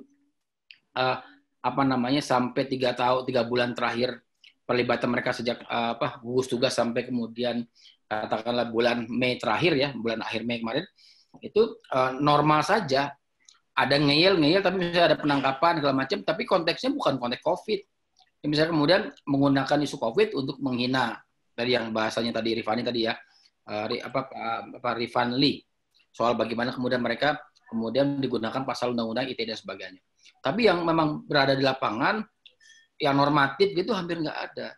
Kecuali misalnya ada kemarin ada kumpulan yang nggak mau dibubarin dan sebagainya. Nah, civilian disorder disobedient itu yang saya kira kan juga jadi problem. Jadi itu sudah ada. Kalau rujukan atasnya tetap ada. Misalnya tadi Undang-Undang 34 2004 pasal 7 ayat 2 kan poin berapa tuh yang perbantuan ke Pemda dan Polri. Di teman Polri Undang-Undang 2 2002 pasal 4 pasal 2 kalau kemudian sampai detailnya ada pasal 13 yang memang mengarah pada kewenangan polisi untuk melakukan penegakan hukum dan Harkamtibmas. Jadi sebenarnya di situ dan saya nggak melihat ini loh. Ada mobilisasi kan saya di paparan saya ada pasal mobilisasi dan sebagainya itu ya. Itu nggak saya gunakan karena ternyata itu tidak dalam posisi kita dalam posisi yang sangat urgent. Misalnya kalau kemarin misalnya saya ada blank 1 blank 2 ya, itu tidak baru sampai ke arah sana. Nanti ketika itu ke arah sana maka mekanismenya agak berbeda. Jadi saya kira dengan itu aja sudah cukup. Kalau undang-undang kesehatannya ya tetap pasal undang-undang 6 2018 pasal 93, 94 kemudian juga di situ misalnya ada pengawasan yang sifatnya kemudian ada dalam bentuk gugus tugas. Kan di situ ada gugus tugas, ada misalnya ada kepala daerah, ada dari Polri, dari TNI dan sebagainya. Bahkan dari BIN pun ada. Mereka terlibat dalam satu rangkaian yang sama. Karena makanya respon yang saya kira buat saya sejauh ini itu masih baik-baik saja. Bahwa ada penyimpangan tadi beberapa, ini proses saja, normal saja. Karena prinsipnya adalah ini prinsip perbantuan, bukan prinsip mereka di depan. Yang punya hajat itu adalah teman-teman kepala daerah yang kemudian mendapatkan amanah PSBB gitu. PSBB tadi amanah kan Menkes nih, yang mereka menjalankan itu gitu. Mungkin begitu. Oke, Pak Muradi, dari Mbak Caula ada yang ingin disampaikan? Ya, kalau batasan-batasannya sendiri sebenarnya sejauh ini saya melihat bahwa batasannya lumayan jelas. Maksudnya ketika mereka di-deploy untuk di checkpoint PSBB atau juga misalnya untuk perbantuan memberikan pengiriman bantuan dan sebagainya. Jadi ketika nanti akhirnya ada beberapa pelanggaran, itu memang yang harus kemudian dilihat kembali bagaimana nanti tindak lanjutnya kan. Bagaimana pelanggaran-pelanggaran itu pun memang kalau kita bisa bilang ya memang ada dinamika tersendiri ketika kita menertibkan masyarakat di Indonesia. Ada beberapa yang mungkin akhirnya terprovokasi dan akhirnya dari pihak Polri sendiri misalnya ada beberapa yang akhirnya berujung pada kekerasan. Itu yang akhirnya kita harus tindak lanjuti lagi dan sepakat dengan Pak Muradi tadi ya beda seperti dulu gitu. Kita mungkin tidak punya kebebasan berpendapat ketika misalnya sekarang teman-teman kontras bisa menanyakan tindak lanjut lagi seperti apa. Kalau batasannya lagi mungkin bisa dibilang bahwa parameternya seperti apa sih ketika harus ditarik mundur TNI dan Polri, itu mungkin yang harus diperjelas lagi. Maksudnya sejauh apa mereka harus ada tetap ada di checkpoint, atau harus mereka tetap harus ada di mall atau di tempat-tempat ibadah. Parameternya apa gitu? Parameternya apakah ketika angkanya, tadi saya sudah sebut sebelumnya, apakah angkanya sudah 1 digit kah, ataukah sudah tinggal puluhan saja? Menurut saya itu yang harus diperjelas lagi juga. Dan juga mungkin 340.000 mungkin breakdown-nya juga harus diperjelas sebenarnya sebanyak apa Polri dan sebanyak apa dari TNI, dan misalnya jadi mungkin kita harus juga lebih tahu ya sejauh apa sih kan berita kita konsumsi hanya dari berita sejauh apa sih Polri dapat menegakkan ini, dan misalnya TNI sebenarnya di situ ngapain sih, apakah mereka hanya mengawasi dan oke, nanti siapa yang menindak tetap polisi. Itu misalnya mungkin informasi-informasi lebih lanjut yang mungkin kita harus juga minta juga sebenarnya batasan dari polisi ketika mereka di PSBB itu ngapain, ketika mereka ada di mall itu ngapain, atau misalnya di TNI juga seperti itu. Jadi kan ketika nantinya kita punya kejelasan tentang itu, ya kita juga bisa meminta pertanggungjawaban dari pihak pemerintah gitu. Tapi kan sejauh ini juga banyak lagi tindakan-tindakan yang mayoritas masih lebih persuasif. Memang ada tindakan pelanggaran, itu tidak bisa kita pungkiri, tapi sejauh ini masih tindaknya persuasif. Misalnya juga ya mungkin di media juga masih ada beberapa dari pihak TNI atau Polri yang membantu memberikan masker, tapi ada juga di satu sisi TNI atau Polri yang mungkin akhirnya lebih terprovokasi dan akhirnya mereka melakukan berbagai pelanggaran tentang pelanggaran PSBB. Itu sendiri sebesar. Ya ukurannya harus jelas dari sejauh apa, kapan ditarik mundur, dan juga sebenarnya ngapain aja sih mereka gitu. Oke, terima kasih Mbak Chaula. Rifanli, ada yang ingin disampaikan? Ya, saya mau jelasin sedikit soal bagaimana pola yang kita tangkap soal jauh ini. Pertama, saya khawatir kalau kita menuntut ada beberapa hal, misalkan kayak ukurannya harus jelas dan lain sebagainya, kita jadi abai sama apa yang pernah terjadi sejauh ini. Kasus yang selama ini terjadi di luar COVID maupun di dalam COVID, itu kurang lebih begini. Yang pertama, pola-polanya adalah ada upaya narasi-narasi penangkapan atau pembungkaman berekspresi itu terhadap warga negara yang sedang menggunakan hak konstitusionalnya untuk menyeimbangkan diskursus negara. Ini pola ini saya penting untuk menjelaskan atau membawakan ini karena ini akan menjadi tanda juga gitu bahwa ini nggak bisa kok kita tinggal ngomong bahwa ada peraturan yang bahwa tadi yang dijelaskan Pak Muradi dan Mbak Chaula itu sudah ada, memang ada instrumen normatifnya, ada di undang-undang kepolisian, TNI, terus juga ada di perkapnya Kapolri juga ya, tentang HAM itu udah ada, tapi pelaksanaan apa implementasinya selama ini itu yang justru dipertanyakan kan. Jadi mau sebagus apapun peraturannya, tapi selama implementasinya itu buruk kan, kita patut pertanyakan proses implementasinya juga, nanti akan berujung kepada peraturan normatifnya. Yang pertama soal model pembatasan kebebasan sipil itu selalu ditujukan kepada kelompok-kelompok atau individu yang sedang menggunakan hak konstitusionalnya untuk menyeimbangkan diskusi negara. Saya nyerang polisi atau siapapun nyerang polisi kayak kasus tadi siang tentang quote-nya kutipan Gus Dur, terus tiba-tiba ditangkap. Coba bayangin kalau Gus Dur ngomongnya soal nggak pakai polisi tidur gitu, atau diganti jadi polisi yang ada di Trunojoyo misalkan, mungkin itu Polres Kepulauan Sula nggak akan menangkap atau menindaklanjuti menjadi laporan. Yang kedua, itu tidak ada ukurannya gitu, proses pembatasan yang dilakukan sama aparat keamanan itu kerap kali tidak ada ukurannya. Misalkan yang tadi contohnya soal quote aja itu bisa jadi masalah, itu di mana ukurannya?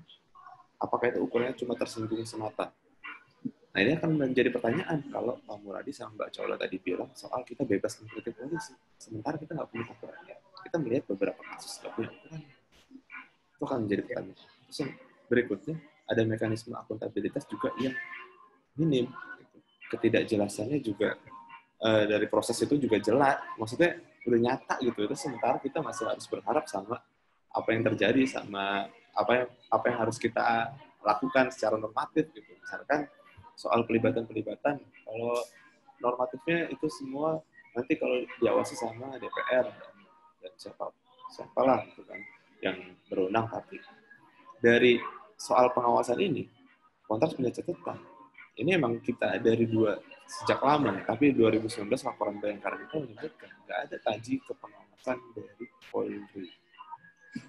Ya mungkin ini ukurannya berbeda dengan institusi TNI ya.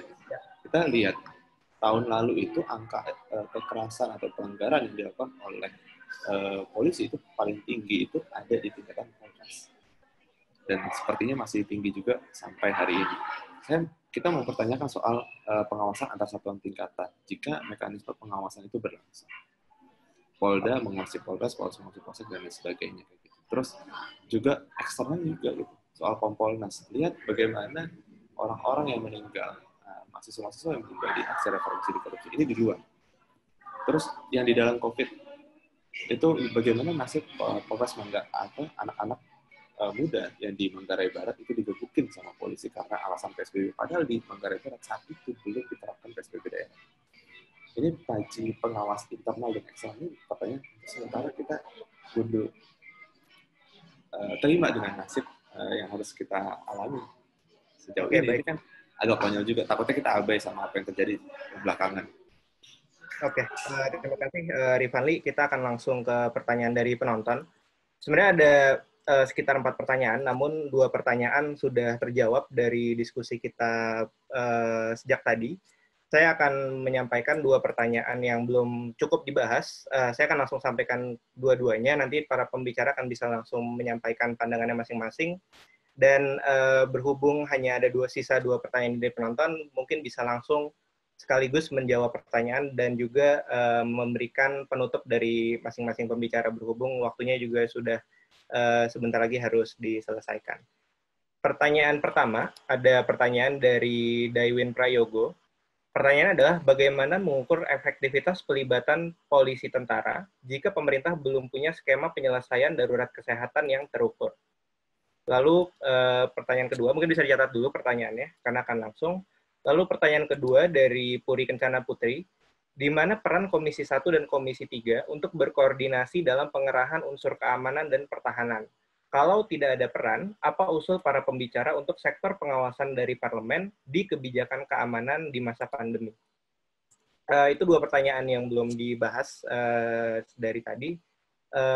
Saya akan persilakan siapapun yang ingin menjawab duluan, berikut dengan kesimpulannya masing-masing. Mungkin Mbak Chaula mau lebih dahulu.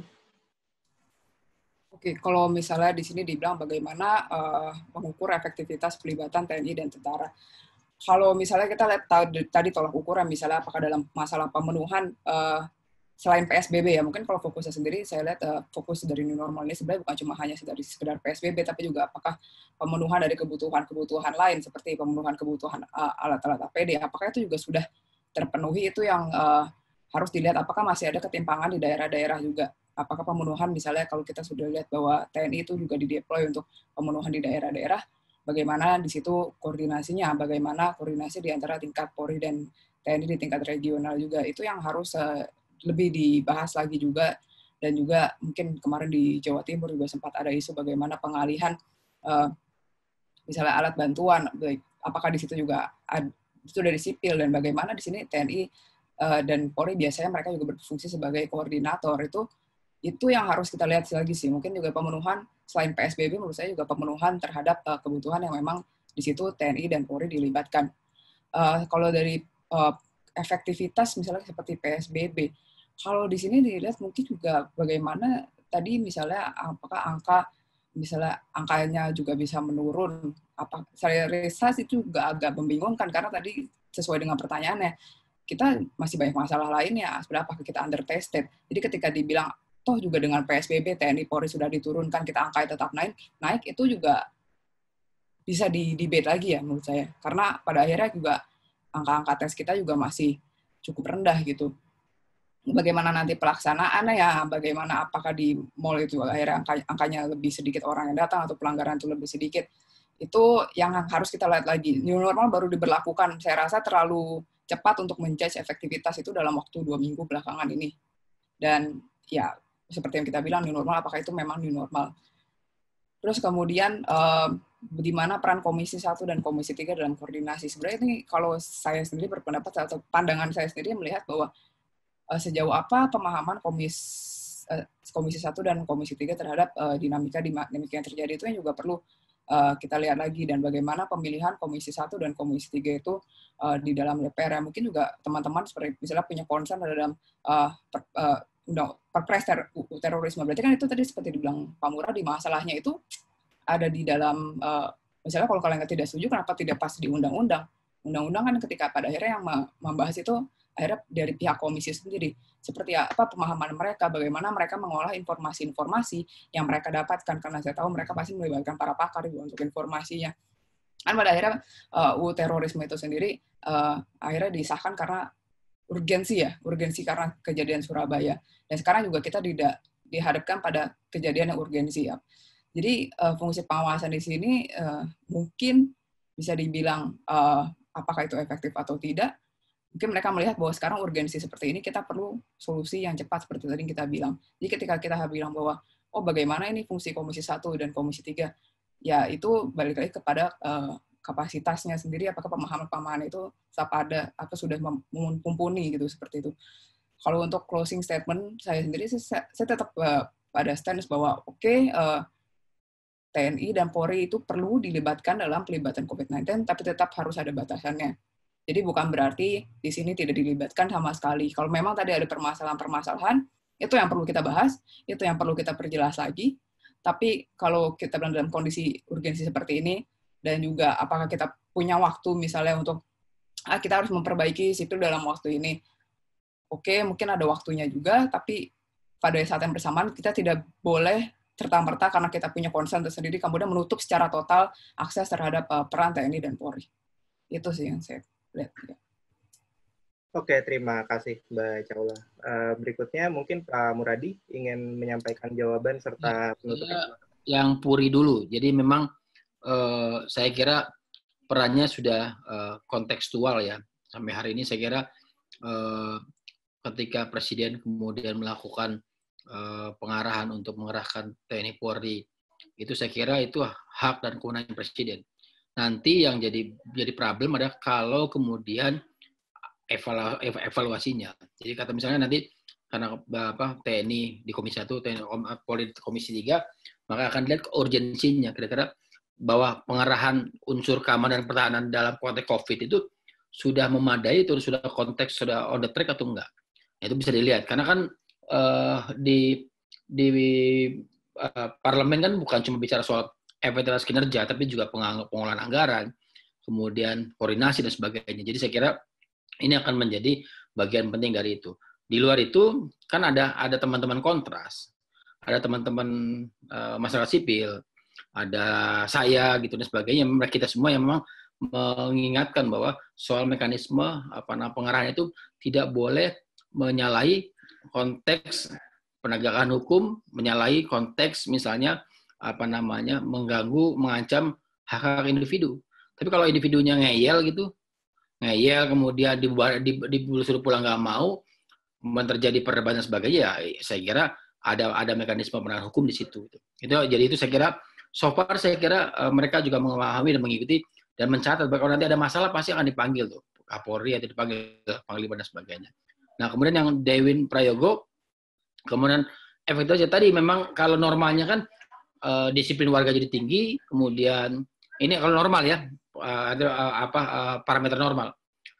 Yang positif berkurang karena warga kemudian disiplin, kemudian polisi kemudian secara pelan-pelan juga tidak lagi jadi Kementerian Kesehatan dan Kementerian Sosial. Karena saya bilang dari awal, kalau ada boleh milih hari ini ya, apakah membiarkan polisi dan tentara itu bikin OB-van keliling untuk kemudian melakukan rapid test dan atau membagikan bansos dan sebagainya, atau yang sekarang yang diinginkan oleh Presiden, maka saya milih yang kedua, di mana kemudian itu konteks yang sebenarnya karena diatur undang-undang, karena nggak ada disebutkan misalnya di undang-undang itu disebutkan bahwa misalnya polisi memberikan bantuan sosial, nggak ada undang-undangnya, nggak ada aturannya. Jadi sekarang kalau sepilihan jadi Kementerian Sosial atau Kesehatan atau yang sekarang yang teman-teman permasalahan, saya milih yang kedua ini. Ketimbang mereka nanti kemudian terjebak dengan rutinitas yang sebenarnya bukan menjadi kewenangan mereka. Bahkan sama sekali tidak diatur oleh undang-undang. Ya bahkan saya misalnya tiba-tiba saya terbengong-bengong, mungkin teman-teman terbengong misalnya tiba-tiba kemudian Unair dengan BIN misalnya kan. Kenapa nggak Unair dengan BPPT gitu misalnya ya, atau Unair dengan Kemdikbud gitu. Karena ya tadi semua diarahkan menjadi Kementerian Sosial dan Kementerian Kesehatan. Berlomba-lomba untuk kemudian menjadi bagian, padahal hal utamanya adalah bagaimana menjaga agar COVID-19 ini tidak menjadi liar. Liar dalam konteks keamanan, liar dalam konteks pertahanan. Mungkin itu. Terima kasih. Baik, terima kasih Pak Muradi. Terakhir dari kami. Dewin, mengukur efektivitas polisi tentara saat pemerintah belum punya skema penyelesaian darurat kesehatan yang terukur ya. Ini pertanyaannya cukup retorik gitu.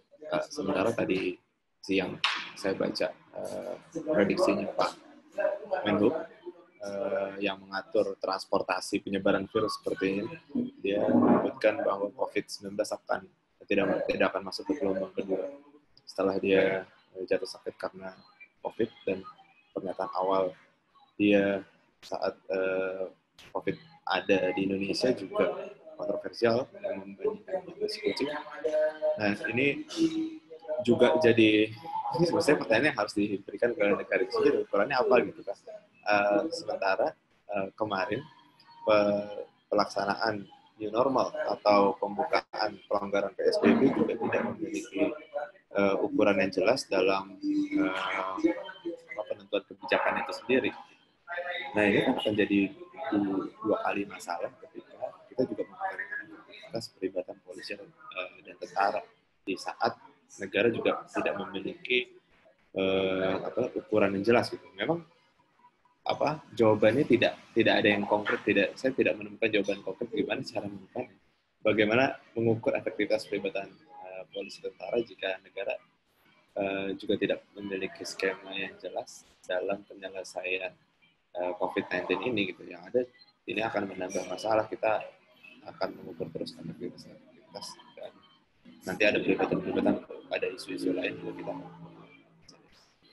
Terus dari Puri, peran Komisi 1 dan 3 dalam unsur keamanan pertahanan, kalau ada peran apa usul kebijakan untuk sektor parlemen di kebijakan keamanan di masa pandemi. Yang pertama, konkret, jauhkan relasi yang sifatnya personal antara parlemen dengan yang akan dievaluasi, dan libatkan peran masyarakat sipil dan gunakan semangat reformasi sektor keamanan. Saya rasa itu penting, dimensi politik, institusional, ekonomi, dan kemasyarakatan juga harus terus berjalan sambil mendorong keterlibatan masyarakat sipil. Terus juga implementasi manajemen sipil dalam pertahanan dan keamanan. Dan pelan-pelan mulai dari situ sih saya harap pelan-pelan kita bisa meninggalkan kultur-kultur yang tadi saya sudah sampaikan. Nah, sebagai penutup, kita sama-sama menyerahkan pertanyaan terakhir ini atau diskusi ini kepada pertanyaan efektivitas, dan kita hanya bertaruh kepada batasan-batasan yang memang belum ada. Kita bicara pada tataran normatif, sementara kita luput bahwa ada kejadian-kejadian yang itu dialami oleh sebagian masyarakat Indonesia itu jauh sebelum pandemi dan di masa pandemi. Jadi saya mau bilang keterlibatan dari polisi dan TNI ini di situasi pandemi itu tidak cukup proporsional, bukan tidak boleh, tapi tidak cukup proporsional karena kita tidak memiliki batasan-batasan yang jelas dari yang sudah tadi kita diskusikan bersama. Baik, oke. Terima kasih Rifanli atas jawaban serta kesimpulannya. Baik, kalau begitu sudah jam 9, sudah lewat sebenarnya dari waktu yang pada awalnya dialokasikan, dan karena itu saya akan mengakhiri diskusi online pada hari ini. Terima kasih sebesar-besarnya kepada seluruh pembicara kepada Mbak Caula, kepada Pak Muradi, kepada Rifanli. Terima kasih telah menyediakan waktunya untuk mengisi diskusi pada malam hari ini. Dan kepada para audiens yang tadi sudah secara proaktif bertanya, terima kasih banyak. Semoga diskusinya, kalau bagi saya pribadi, sangat produktif. Ada banyak sekali diskursus yang dibahas dengan cukup dalam, dan harapan saya semoga apa yang didiskusikan pada hari ini bisa menjadi ilmu yang baru bagi kawan-kawan semua, Bapak Ibu, teman-teman yang menonton diskusi pada hari ini. Nantinya diskusi ini akan diupload juga di kanal YouTube Kontras. Apabila ada yang tidak sempat hadir di hari ini, bisa disebarkan kepada teman-temannya yang lain. Baik, dari saya cukup begitu saja. Saya tidak akan memberikan satu kesimpulan tunggal, mengingat tadi ada banyak diskursus dan banyak juga saling jawab-menjawab antara para pembicara. Jadi tadi sudah saya berikan kesempatan untuk memberikan kesimpulannya masing-masing. Dan saya juga memberikan kebebasan kepada kawan-kawan yang menonton untuk memiliki kesimpulannya sendiri-sendiri terkait dengan isu yang kita bahas pada hari ini. Oke, dengan begitu diskusi ini akan saya tutup. Terima kasih dan selamat malam. Terima kasih, hatur nuhun. Terima kasih Danu. Ya, Terima kasih Pak Muradi. Terima kasih Terima Mbak kasih Caula. semuanya. Ya. selamat malam. Wassalamualaikum warahmatullahi wabarakatuh. Waalaikumsalam, selamat malam.